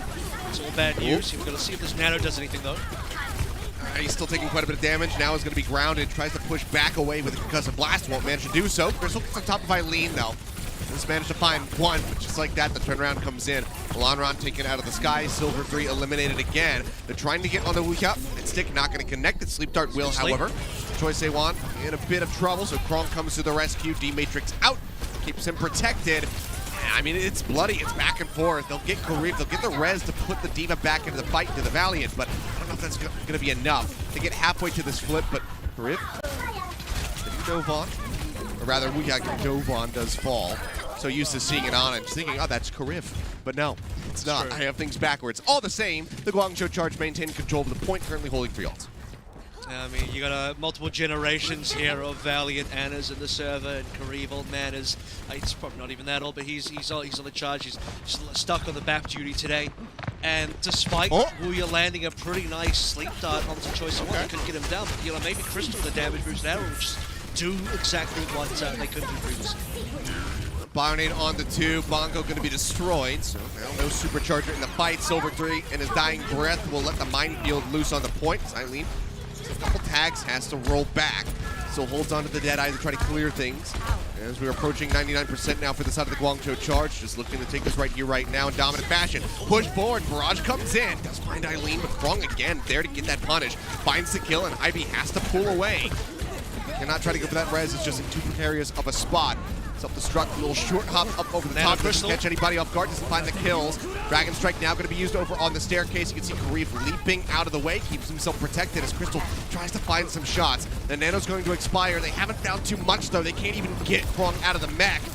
Get a mech, Chocheng destroyed there. Choice A1 comes up with that kill, find the pulse bomb to get the finishing blow. And it seems like this OT is just going to start bleeding away as Eileen comes in from behind, finds Milanron, flashbang, headshot, and they close it out 100-0. Yeah, looking like a straight execution there as well. So it's going to be a 100-0 demolition, rather would be more accurate, of the LA Valiant on our opening sub-map here, and this is the thing, right? I mean, you have to look at how incredibly different the skill level is between these two teams, and you know, you may have been baited into predicting Valiant today, and I know Custer did. If you paid attention to his particular tweets, he said full send, 3-0 Valiant, and I get it, I understand this is probably, and it will be the most winnable game for Valiant of the entire season. I mean, the last time they played Charge was also the same, so this will be their second most winnable game.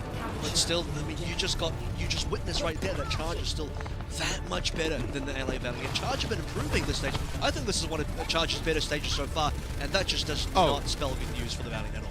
Yeah, I fully agree. I think if you made that tweet like 2 months ago, I would have agreed to a degree. And yeah, you know, I could see them potentially closing it out. Nice shot from Crystal. Gets the hit there on the career. Not a headshot, but prior to that, not Eileen. Rio still sticking with the Orisa is going to get gunned down.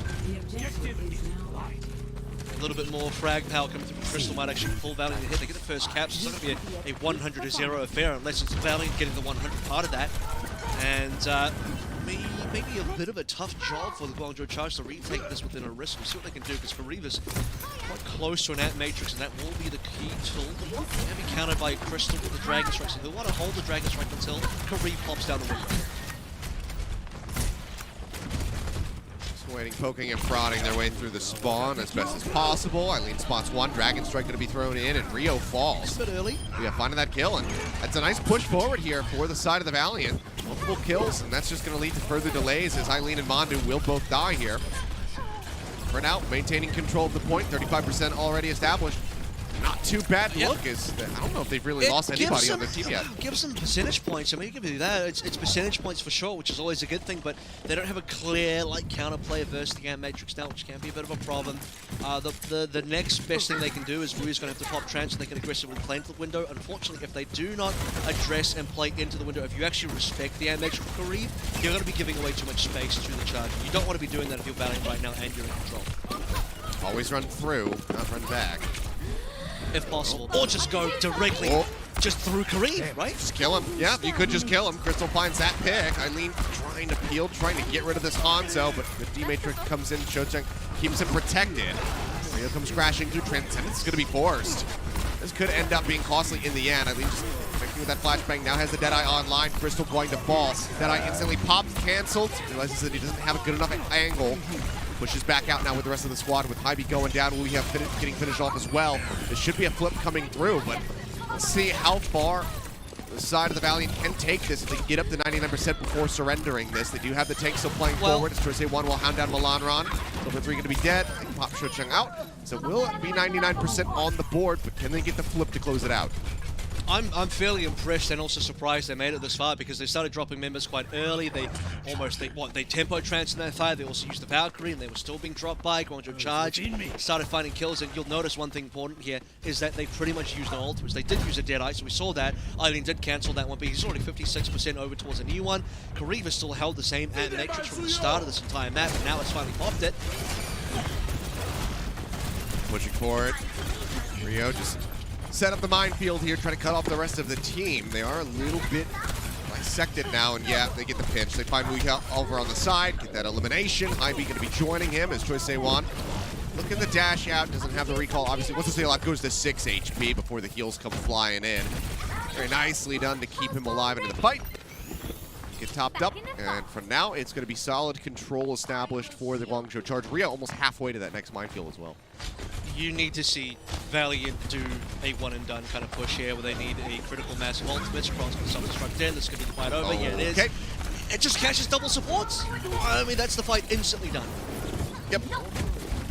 I mean, this is, again, now, you know, single ult use, find the fight, buy more time. 65% on the board for the Guangzhou Charge. They still have 3 ults ready to go. The minefield's nearly there as well to just lock off this initial choke. Silver 3 is trying to go for the back cap. Decides that he is in a precarious spot, goes in, gets a pile driver instead. Dragon Strike crashes. Crystal is actually going to find both supports. Mandu and Kariv both go down. Nice pickups there. That might just be enough for them to get this flip and maybe close out the round to take us to a third final. Yeah, it could happen. It could happen. Charge, they need to go for this one very quickly. They have a rally still available. Rio's got a touch as well. He's got a minefield nearly there. Just a bit of time to charge it. He's trying to buy time, Kong as well. Taking the Wrecking Ball, just dipping onto the point. Trading blows here, just to try to keep things going. Mondo gonna get picked off as the rally comes out. That's gonna get canceled early on. A nice pick from Milanon with the Pulse Bomb. Eileen well into the back, tries to get the Deadeye out, but the D-Matrix comes up just in time. IB getting dinked, but it's not gonna be enough. Has that Orb of Harmony's Will to Transcendence healing coming through. The Mercy will not die. Eileen gonna get picked off. Karif maybe just not gonna have an opportunity to ever use this Amp Matrix now. The OT starts bleeding away and somebody has the touch, but nobody can. 194%, very solid start. A little bit shaky in the middle, but they get the closeout here on Sanctum. So one final round of Village will decide this map. Solid. I don't mind that at all. Valiant, well done. I mean, they had the 99-0 there. It was a bit of a rough way to finish considering Charge came back up to 94 themselves. There was that one very critical fight after getting blown up by Krong's bomb. They lost both their supports in Haibi and Wuya, but then they come back in. Crystal's Dragon Strike somehow catches both Mandu and Kariv, and that's quite rare. That should not really be able to happen. I'm fairly certain Kariv did use an Immortality Field, but it was destroyed, and then both Mandu and Kariv expired pretty much straight after that. So that one fight put Valiant back into the game, and so far, if you got to name one player on the Valiant that's really putting the work to get this the team underway, it's got to be Crystal, because he's getting these frags, he's getting these Dragon Strikes, he's back on the Hangzhou, and if this keeps working, maybe Valiant could actually take this back. I'd say him or Shochung. Shochung doing a really good job keeping his team protected, playing that D.Va incredibly well. So both of them leading to that round victory, but can they get this ever-elusive third one? Actually take this map and start off the series with a win. We're taking a little bit of damage, going to drop down off the high ground, flashbang in, and there's Shochung yet again. T-Matrix comes in to try to keep Silver 3 protected, but it's just not enough. Too much damage output, and now he will get punished for that push forward. They look for just a little bit more. Finish off the Baby D.Va, the point's already been capped. Guangzhou Charge starting in control. And I know Silver 3 just died here, and everyone's like, oh, there we go, Silver 3 doing his usual thing again. But just one thing real quick about the last sub-map as well in Sanctum. Silver 3 going for the back cap is actually what pulled the charge back and gave Crystal that 2k on the Dragon Strike. So maybe an opportunity now for Valiant to do a similar thing. Silver 3 pressuring the point just a little bit. I don't know where Rio exactly is set up. Seems like he's on the high ground. Yeah, they're just all of charge on the high ground together. So there is the opportunity for Valiant to maybe go for objective pressure. Far coming up over the top here in the center. Nano Boost goes out onto Milan trying to get the pop-up. And that first rocket does manage to find Kariv. And Matrix is out. Eileen looking to do his damage. Tries to get some damage through. Will find one pick before falling. Now the tack visor after Choice 1 finishes off Shochung. Well, just go ahead and burn down the rest. The Helix rocket finish on the Crystal is going to be nice. And the point not going to get flipped here yet. Single ult investment though from the side. Of the Valiant, and they managed to find two, so a slight little trade up, but unfortunately not really any closer to getting this flip. Single ult investment, because, that's basically all they had. They pretty much didn't even have other ultimates. They were close enough. I mean, 90% for a couple of the members here. Shochung's on what, just below 70. Hybe maybe considered the Valkyrie, but they got cleaned up big time by this super meaty attack visor from Choice of One, because I think Shochung was one of the first players that went down, so no Matrix to buy some time there for the potential back cap pressure. Charge down to the ground. Okay, Dragon Strike to keep them pushed off the point, but they themselves can't really play into the point. So they're not going to be able to get this flip through, and Silver 3 goes down. Now it's 90% remaining as Milan Run will barely make it out with his life intact. Crystal, however, has fallen. Might be popping that Valkyrie, looking for the res, will bring the Hanzo back into the fray. Somebody's got to touch pretty soon here. Wuya finds a very nice pick, picking out Choi Se-wan. Is that going to be enough, though? That eye from Eileen gets Silver 3, Milan Run eliminated. Mondo gets him with the whip shot combo, and the res is still going to be on cooldown. Shochung going to be popped out of the back, just 6% away from that self-destruct. And while it was a really good second round, it kind of gets closed out here with a bit of a whimper. The Guangzhou Charge will take Village 100-0 to take Nepal 2-1.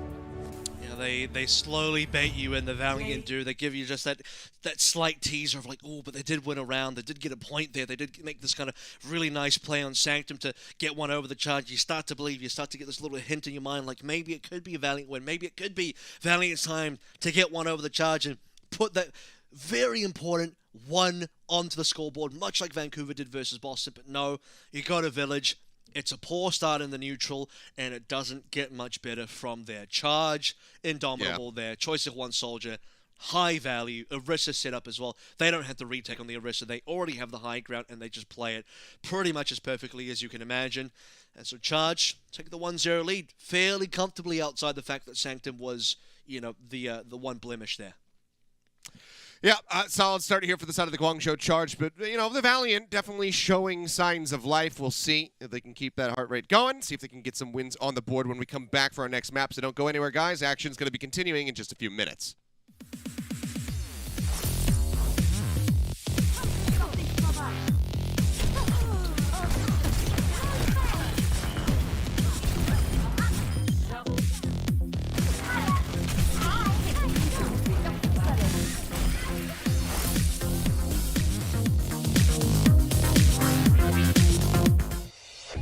The Overwatch League is brought to you by TeamSpeak, the official voice supplier of the Overwatch League.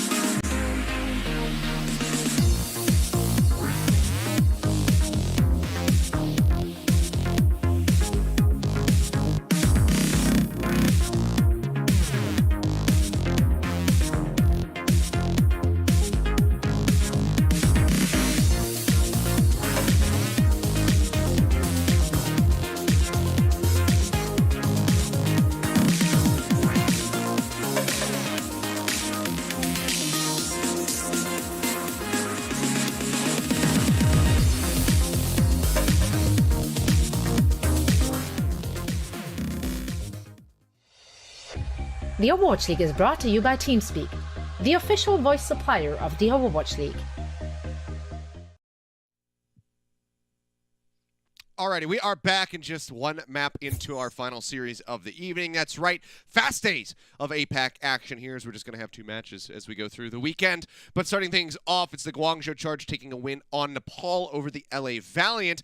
Bit close, though, when it came down to that second round of Sanctum. Was able to take it to the Valiant, but unfortunately couldn't find any percentage on that third and final round, so they do start down a map. As we get ready to go into Hanamura, we will see now if they can tie things up.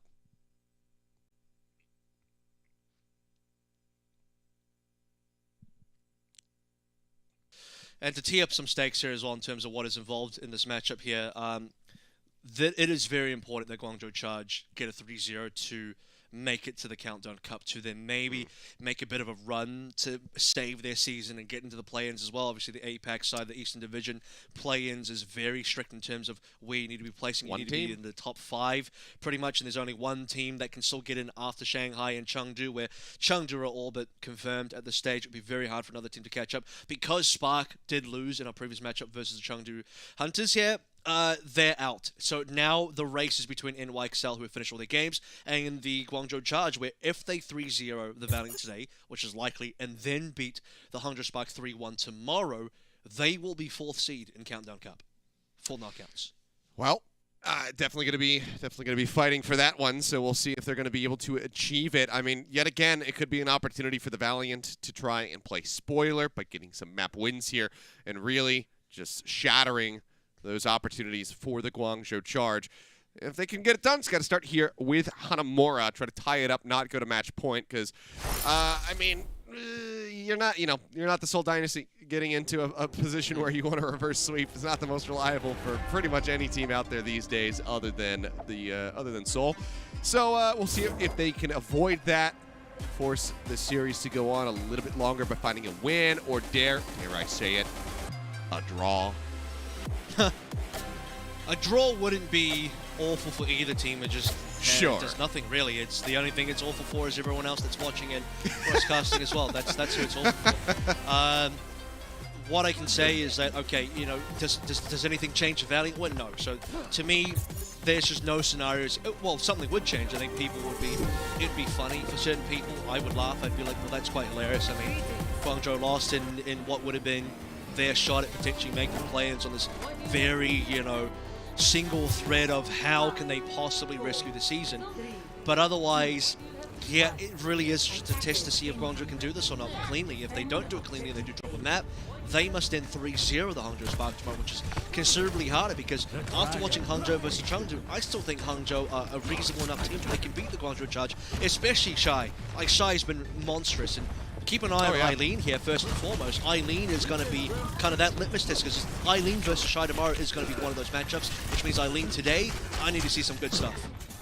All right, well, he's back on that Hanzo that really kind of, slingshotted him back into the limelight after a bit of a rough season. So we'll see how he fares. Choice A1 just trying to slink around the outer side. A little bit of a mess up there. Choice A1 flipping the roof. Now wants to dive in. Spots out Crystal. Get those rockets in on top of him. Hasn't really been able to make a solid connection yet. So it's very slow build on these ults from the side of the Guangzhou Charge thus far in the attack. Silver 3 goes in. Pile drives up at the roof.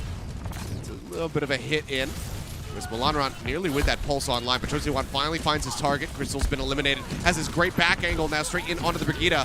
Hits the ground. Can't rocket jump back up into the air for quite some time. They will lose Kariv. Here's to find Silver 3. They can keep the tanks alive. It'd be a big boon here for the side of the Charge, but Weecat throws out that Discord Orb, gets it onto Rio, finds the elimination, and seems like the Guangzhou Charge might have to reset and go again here. No, they have Far in a great place, and Choice A1's completely open right now in terms of his area control. Shou-Chang cannot do anything about the situation. I'm sorry, I think that's a poor choice to start out on composition-wise. He would love to go back to D.Va now, because something needs to deal with Choi, and as long as Choi is free farm, then this will be a charge cap. Okay, yep, there you go. Choice A1. Speak of the devil. Nobody's able to deal with him. He just bops Shou-Chang right back into the path of his rockets, gets the kill, and that will be the cap coming in onto A. And we'll see if he's going to change. I mean, he doesn't nearly have a grab, so it's always one of those feel bad situations, but it would do so very well for them. The problem, there's two things here. One, okay, so you don't change. There is a possible assumption maybe Choi doesn't want to go far for B. However, that would only be true after Choi uses this barrage. So now the issue is, you may be playing for a grab, But Choi's playing for a barrage, and you can do nothing about this barrage now. So, especially with High B down at me, it just goes from bad to worse here. We're just going to have to pop trance as soon as this barrage comes down. Chose 1, just gets himself right into the back, and everybody just goes kaput right there on the side of the Valiant. Instant 3 kills, no chance of trying to respond to that. And now he's just trying to hound down Silver 3. Nice little tracking there on that final rocket. We'll get the finishing blow. They've got the Matrix set up here on the high ground. Eileen just shooting through. There's the headshot. Hy-Vee with the rally rolling. He just does not last long enough. Transcendent's going to be popping blue. You got to just give it a little bit of extra staying power, but Eileen's just tracking him so well. I just look at that, lines up Milan. Rio comes crashing in, gets the final shot for the elimination. We got dead on the low ground. Point still has not been capped yet, but the time bank is still going to be absolutely massive for the side of the Guangzhou Charge. Yeah, and they finally get him off there in time. Grab comes in, and it's going to do absolutely nothing. Hey, you know that grab that Shojang was waiting to use the entire map? There it was. We saw it. It came out. And this is the problem, is like, you may be holding for Grav. You may be very attached to the 75% and just nursing it, caressing it, letting it feed and just being like, baby, when this thing grows up, it's going to be beautiful. It will be this nice, incredible Grav that will carry our family fortunes forward. Or I guess Charge will just simply win in cap before it even becomes a factor, because you didn't have a defensive matrix to stop the barrage from coming on through, and the only thing you could possibly do is have Will use a Transcendence, which he couldn't do because he was one of the first targets killed in the barrage, which kills him in 0.5 seconds, and there's no way he would have had the opportunity to use that Transcendence unless he sees that Choice 1 was dropping down, but apparently no one saw that, so Valiant, wrong choice. Well, the good news, at least for the side of the Charge, is that they didn't lose a fight with 6 ultimates, because that would have been a big blunder. That would have been some egg on their face right there if that had happened. But well, the thing is, yeah, they people may expect it. I think there are some maybe strange expectations, maybe inaccurate expectations when people come into this one. But like, oh, well, you know, the Charge are like the second worst team in the Eastern Division. They haven't done super well, and doing? They're not great. He's doing some sort of recon strat. Yeah, the recon arrow will drop down and reveal. See if it hits anybody in the head. We'll all be happy. It'll see the composition. They'll see that Shocheng solo Zari, and now Choi, which he was on a Farah.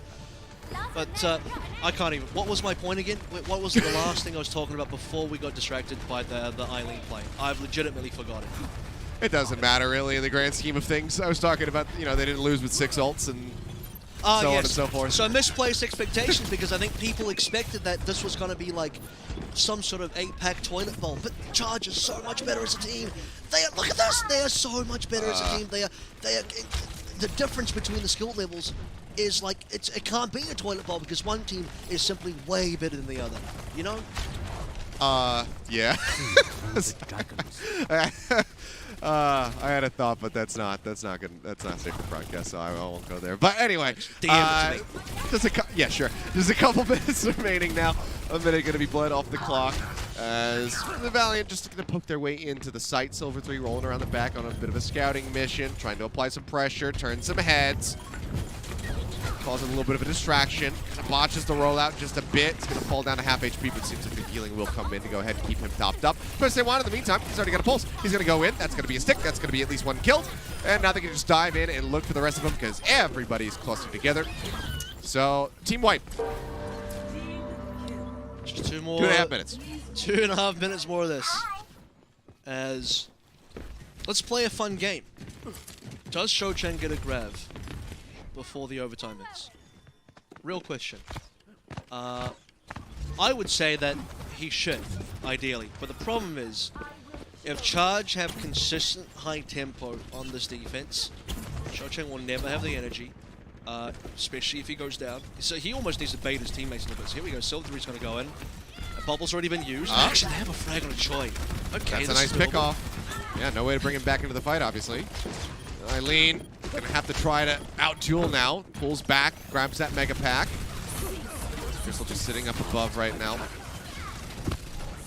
Find some targets, get that Dragon Strike online. Griv under a lot of fire. Pile driver from Silver 3 manages to find 2. He and Rio both gonna be pummeled into non-existence. Solid pickups here, and that should be the cap on the point A going over to the side of the Valiant, so they will get this time bank bump up. It's gonna be less starting than what we saw from the side of the Guangzhou Charge when they finished it. Kill as well.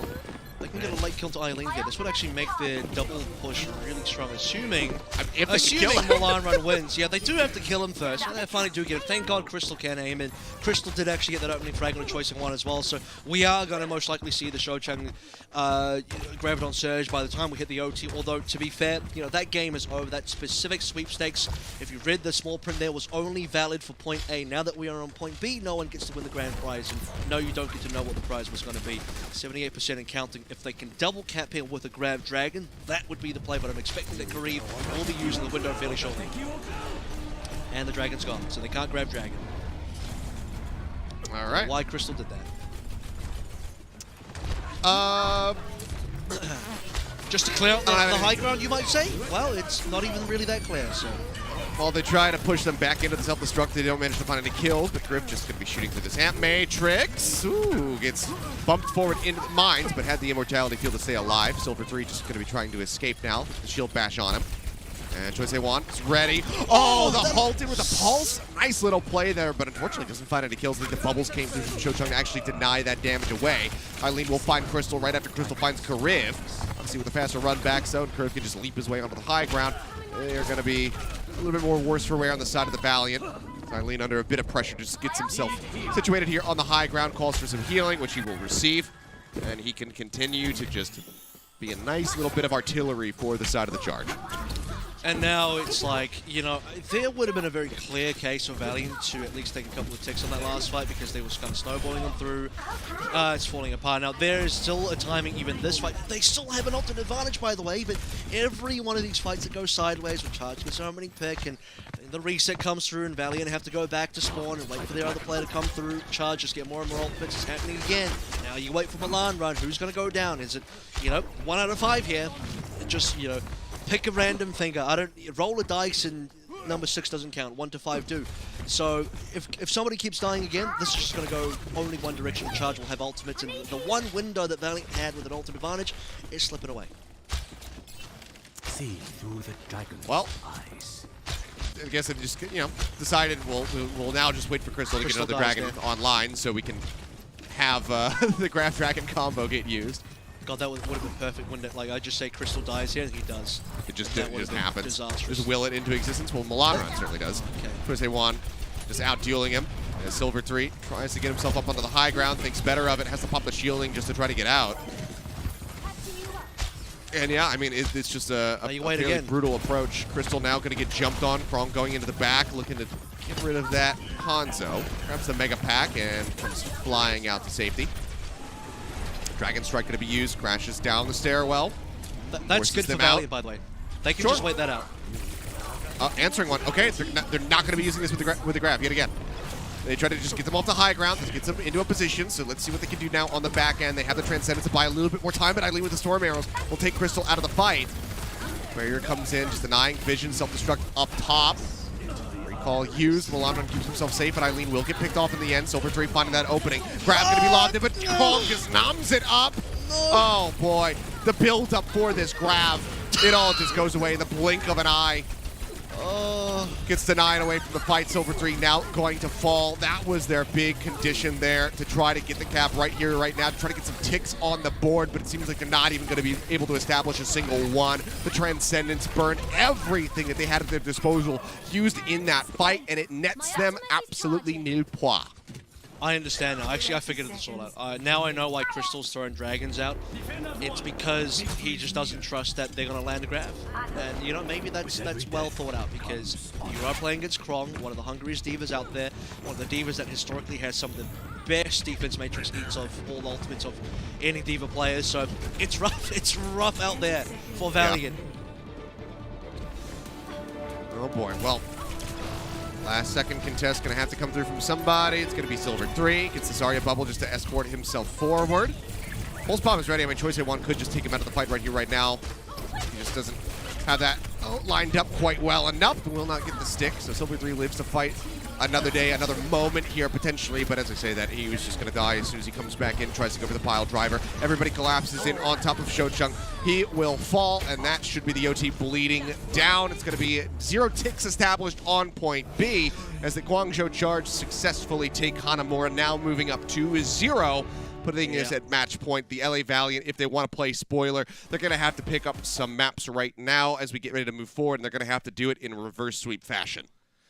Fun fact, just so if it wasn't clear how one-sided that was, Guangzhou Charge had 46 overall final blows to LA Valiant's 10. So there's a difference there of 36 kills between the two teams. Another fun fact, Krong didn't die a single time. 0 deaths. Just give him the MVP now. He's got it. He ate a grab. The only grab. There was only one grab there, and it was gone. It was eaten away. So, bits of an unfortunate way to end.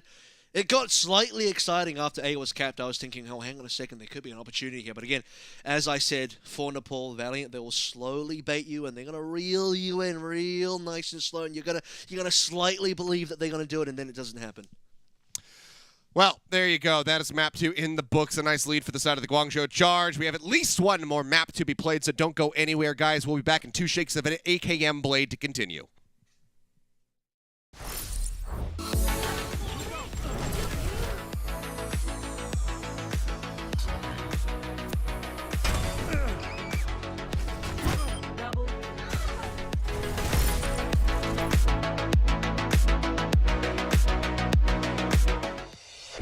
The Overwatch League is brought to you by TeamSpeak, the official voice supplier of the Overwatch League.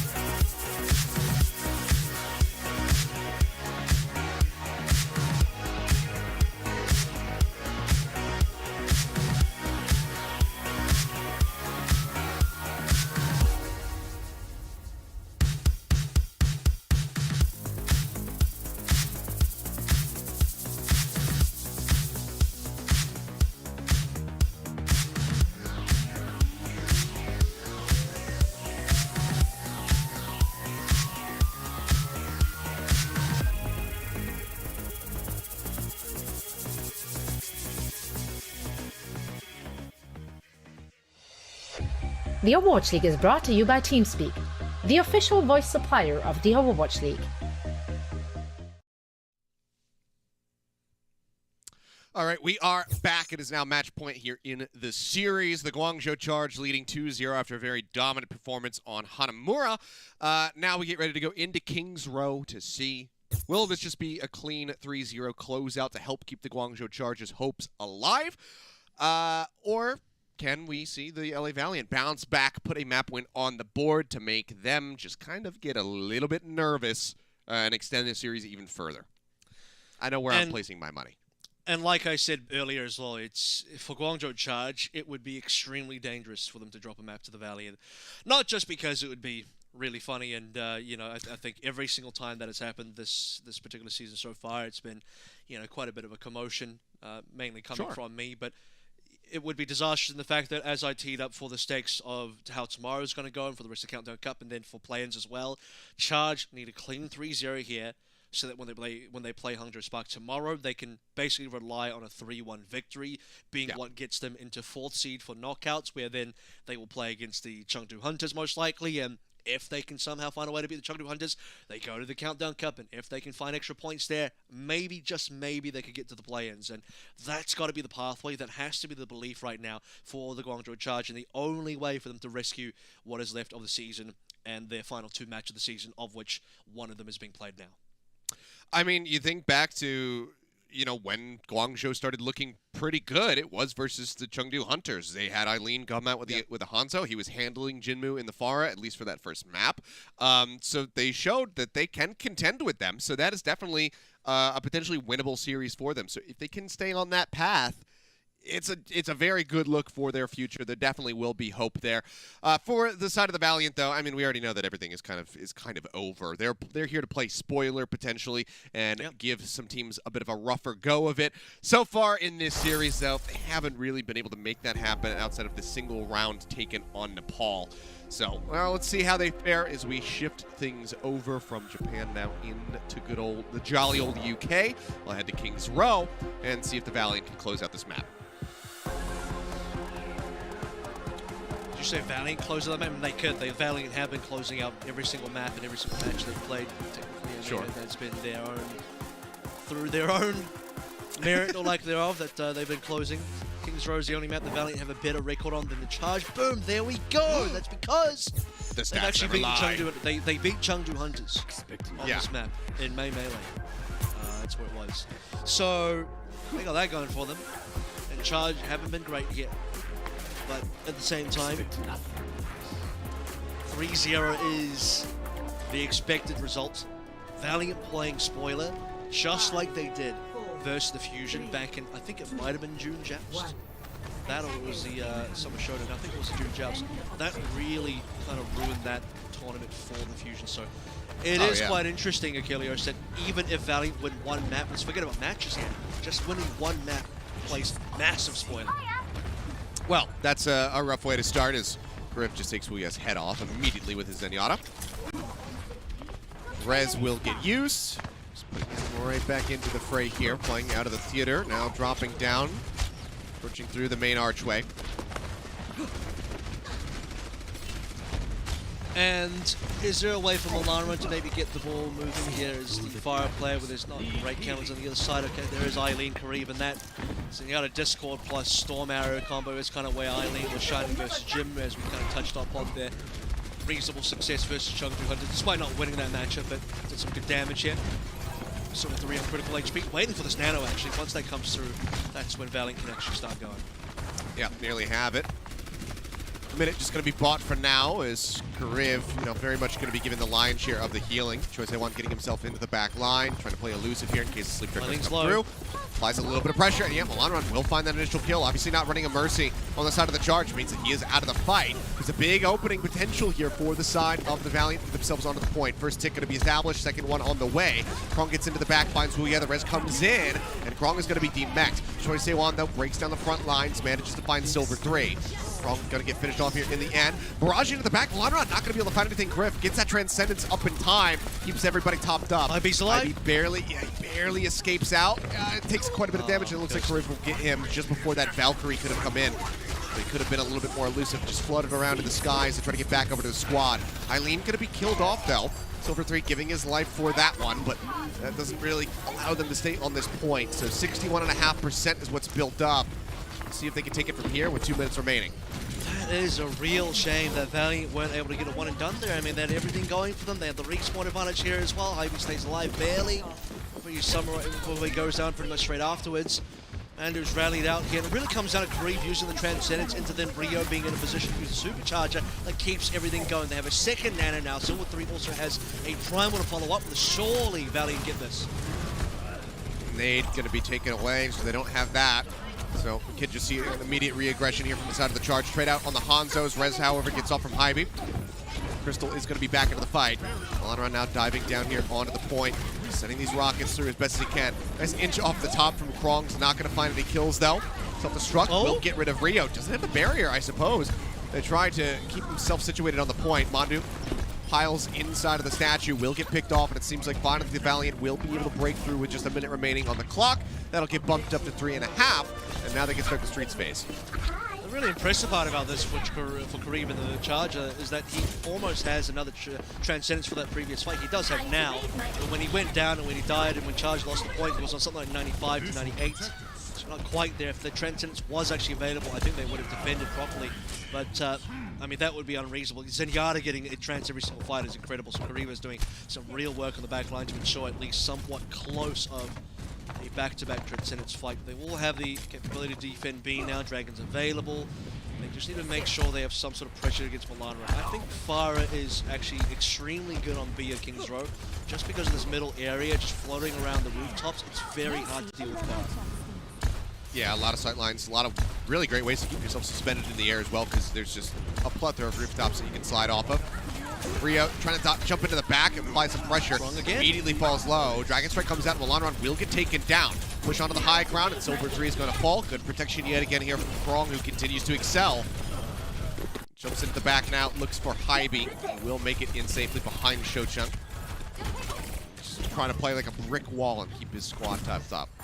I'll be honest, Krong has had a great series so far. I mean, he's applying great solo pressure. I say solo, Kareev also discords Milan there as he swaps off the fire now on towards the Tracer, but getting a solo kill onto Milan, who's pocketed by Hybe, is really impressive stuff. And you also notice when the nano dives came in from Silver 3, Krong counter dive the back line of Valiant to get Tracer. He got the kill to Wuya earlier. Here comes another nano.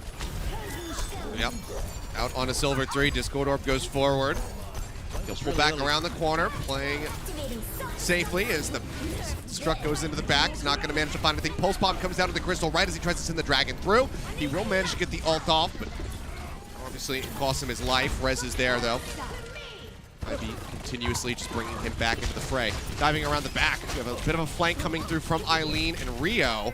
Trying to catch them by surprise. It's a considerable amount of damage, but rally armor from Mandu helps keep them safe. Nice little headshot onto Crystal with that elimination onto the enemy Hanzo, and just like that, we're now down to 1 minute and 15 seconds remaining. As again, just getting these really nice solo kills, but what a beautiful shot from Eileen. The Sonic Arrow straight to the head of Crystal, and now they have Transcendence plus Dragon Strike in a plethora of ultimates beyond that also coming online. That's a Dragon now. Sleep again, connecting onto Rio, but everybody dead. There's no way to capitalize on this with just Hybe and Shocheng alive. Shocheng just looking to get a little bit of energy for himself, as Trosewan says, well, I'm just going to play back above your spawn and then just drop in with a pulse. These fights don't last long enough. I mean, if you're trying to build energy on Zarya, you need a situation where these fights can be extended. You're getting more than 2 bubbles of flag. You need to be able to disengage. Yeah, sure, disengage or just win the fight off some double bubbles into the AD energy. Shocheng then dies in these fights as well. He just can't quite secure it. That's a nice solo kill from Milan Run, though. Well, it seemed like maybe a little bit of an ego duel from Eileen, not pulling back, not dropping down to safety to try to find the rest of his team and get some heals. Takes a fight and does end up getting picked off. Yeah, Pulse Bomb not going to connect. High energy now for Shocheng, charging forward. Bionade is going to be good on Namandu. He pulls back and will get picked off in the end. Milanron finding the kill, but it's the cost of both tanks here. Now going to be moving into overtime. Cart not even halfway over towards point B. Choisewan asserting some dominance. Manages to find one. Tucks in behind Crystal. Krong will just D-mech kill Hybe. That clears the cart. And that is going to be the OT bleeding away. Krong is just having just a whale of a series right here. So, yeah, I mean, it's like, speaking of ego, right there, Milan tried to throw a pulse bomb onto Choice A1's Tracer. A Tracer trying to pulse bomb another Tracer, to me, will always be the ultimate, like, really? Is this how it's going to be? Yeah. Finding a stick onto another Tracer is one of those impossible things to do in this game. And if you somehow manage to find a stick, you're like either a god or the other Tracer just stood still. But or they happen to blink into it. I mean, it could be unlucky. I've definitely seen situations where it was unlucky. But, yeah, had the pulse gone onto, let's say, Mando or Kariv on the back line, or maybe Krong or Rio on the tank line, that could have been either solid damage or a guaranteed pick. Would have been quite useful for the Valiant. We actually did see Shocheng on 90, almost like 100 energy there, somewhere between 90 to 100, high 90, so good damage. He was actually on, what, 70-ish kind of percent on the grab. And it finishes on 81% grab, so it doesn't quite get a single grab there. It was going to be a bit of a risk to go Zarya this late anyway, just because I don't think it was going to be a lot of opportunities to find a grab. And look, even if you do, I'm sure Krong would have pressured the hell out of it and made sure that he, at minimum, if he doesn't eat it, he'll force Shocheng to just use it poorly. That's what good divas do. So it would have been kind of rough anyway. But good to see that Shocheng could at least build some energy. Now, because Valiant at least capped A, this is somewhat defendable. It is possible for them to get somewhat of a defense going on. It's not just going to be like this kind of full hold, requiring them to get a fuller hold. Oh, hello. At least we have B to play for. Well, Choice A1 making his way into the theater, instantly finds Rio, puts a ton of damage into Milan run before pulling, rather recalling out of there. Just waiting to see if he's going to poke his head instead of just turn his sights onto the tank line. They're trying to harass the back line. And with his help, that's going to be Silver 3 immediately picked off. Crystal going to need to find some nice shots through to some skulls right now if they want to have a hope of holding this. First take about to come in. We got dove on as they just pile into the hotel. Shove them all the way back now into the streets, and Choice A1 is just picking them off one after the other. Pulse Bomb already online. He can hold that. I mean, he can just lurk and wait for the supports to come running back. They don't have anything to try to survive. So, barring a nice escort and an eat from Shocheng, he should be able to just get these pickoffs, immediately send them back to the further spawn point. It's just like a single pick, then snowballs onto a second, then a third, then a fourth, and Valiant, they're just not able to get any trades, and you'll have to look at the ult situation now. It's pretty clear that it will be charging the first ultimate. Okay, Choice 1 into a bit of hot water, he'll blink away. That's what Tracer does. He should be okay, still has, you know, recalls, etc. available. When a Tracer has full cooldowns, he will simply not catch that player unless they make a mistake. And as the rest of the ultimates come online, especially with the window from Kariv as well, it is going to be rough. Oh no! Just pulls him right out of the high ground. We got High B is isolated in the back. He's trying to stay alive. The Dragon Strike's going to be used by Crystal. They will find the supports. They will find Milanron. And everything is already becoming undone. I mean, granted, yeah, one more attempt at a defense here from the side of the Valiant, but great from Rio. The Hulk just yoinks him right out. We are done. I mean, can they actually get one more? Silver 3 is up. I mean, they could. It's not impossible, but Krong's already sitting pretty far forward. I expect a self-destruct here. Silver 3 and Milan have to be the ones to touch. Nope. Momentarily going to be Never there. mind. And like I said, that's going to be it, folks. LA Valiant 0-3. And unfortunately, if you expected this to be a close game, your expectations were misplaced. I do feel Look at you, bad. Custa. To be fair, I think a lot of people, including Custer, who put that in there, they knew it was a bit of a meme anyway. I legitimately do feel bad because you look at Milanron's cam here, he's frustrated, he's unhappy about that, and you know it's rough when Milanron has been one of the most cheerful players I've seen, not just on, you know, the LA Valiant, but across pretty much any team, and that's considering Valiant's scoreline, record, performance this season. The guy has been pretty much smiling, laughing, and having a good time, you know, PMA. Hey, maybe he should get the Dennis Hawaka Award. I don't know, because surviving an about to be 0-16 season with full smiles on, that's deserving of something. But that particular end game screen there with his face on the screen, head in hands, I feel awful. I feel legitimately bad for them. And there's not much more that can be done, because the unfortunate reality of the situation is even the second worst team in standings in the Eastern Division APAC region, they are still so much better than the LA Valiant. Yeah, I mean, it's just, it is what it is. I can't say much more than that. You know, it's taught if you don't have anything nice to say, usually just kind of keep your trap shut. So this is just kind of how things got set up, and unfortunately how the season has unfolded for them. And yeah, while they do have another series yet to be played, it's already so far gone for the side of the Valiant. I mean, maybe in the future, you know, they could rebuild and have a solid squad moving forward into 2022, 2023.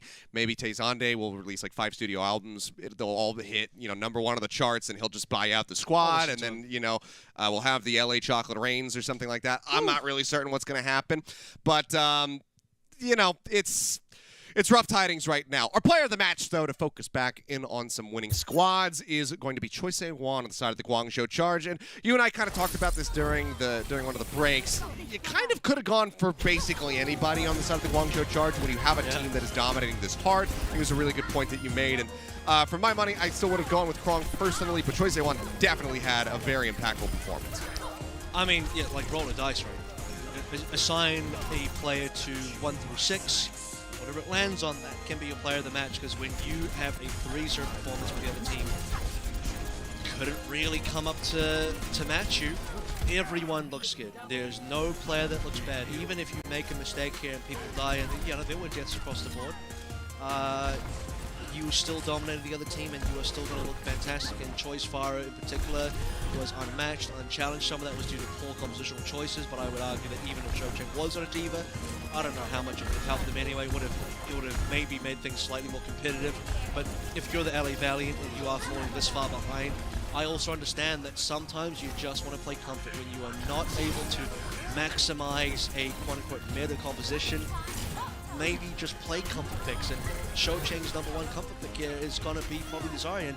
I even specifically remember a match we casted from Valiant, which at this point, you know, is almost all of them. Cho Cheng, Zarya versus, I think it was Philly, and he had some decent moments, and that was when I was like, okay, this is a hero on this particular player. I could show something.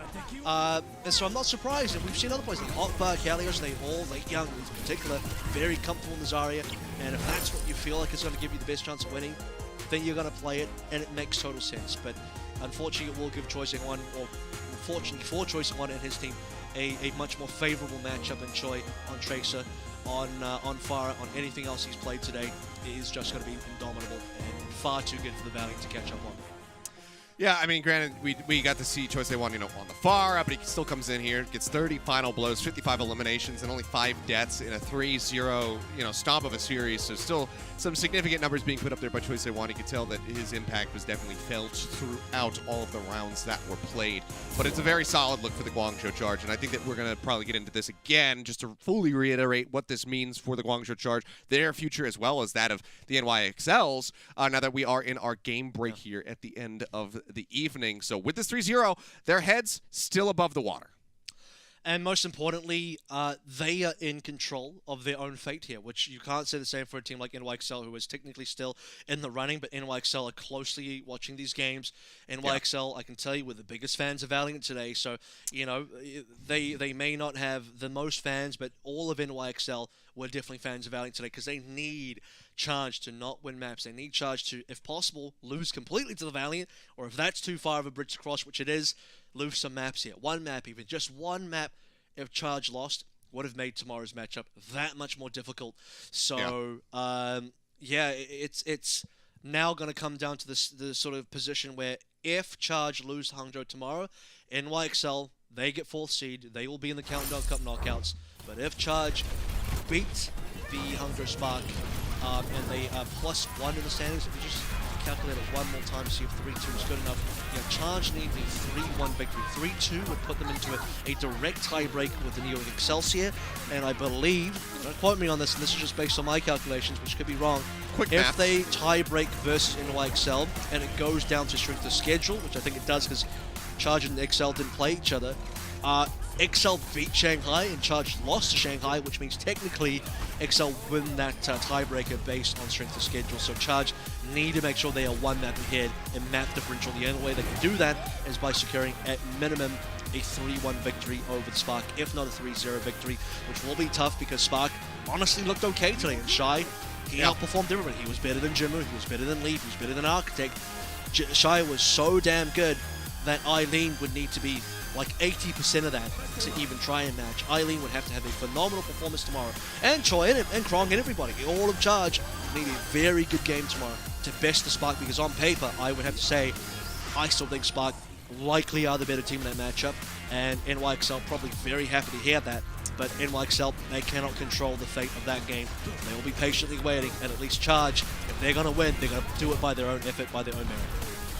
Yeah, I mean, as will we. I think that you and I are actually casting that match as well, so we'll be able to, kind of reaffirm this and keep you guys on the up and up as far as what it all means. Yep, that is very true. Looking like the last clash of the average shows here in the 2021 season, so we'll see who can come out on top. And I mean, it would be one of those super bittersweet moments for the Guangzhou Charge if they could clinch it, and it's a 3-2, and it's just like barely not good enough for them to get over top of the NYXL. But we'll have to see what happens, because again, this team has been on the come up. They have been looking good. Eileen and now Choi Se-won especially joining him in the ranks of just, becoming absolutely elite DPS players here for the Guangzhou Charge. Krong is very much back in form and looks like still one of the best off tanks in the league, despite having a weaker squad and a weaker season. It's a very good look for them. But guys, that's going to do it from us here this evening. Myself and Avril will be back to bring you the final series tomorrow. Jaws and Vicky will be opening the show yet again. So thank you guys for tuning in here to APAC. NA is going to be coming up later on, so make sure you watch those matches as well. But we'll see you tomorrow.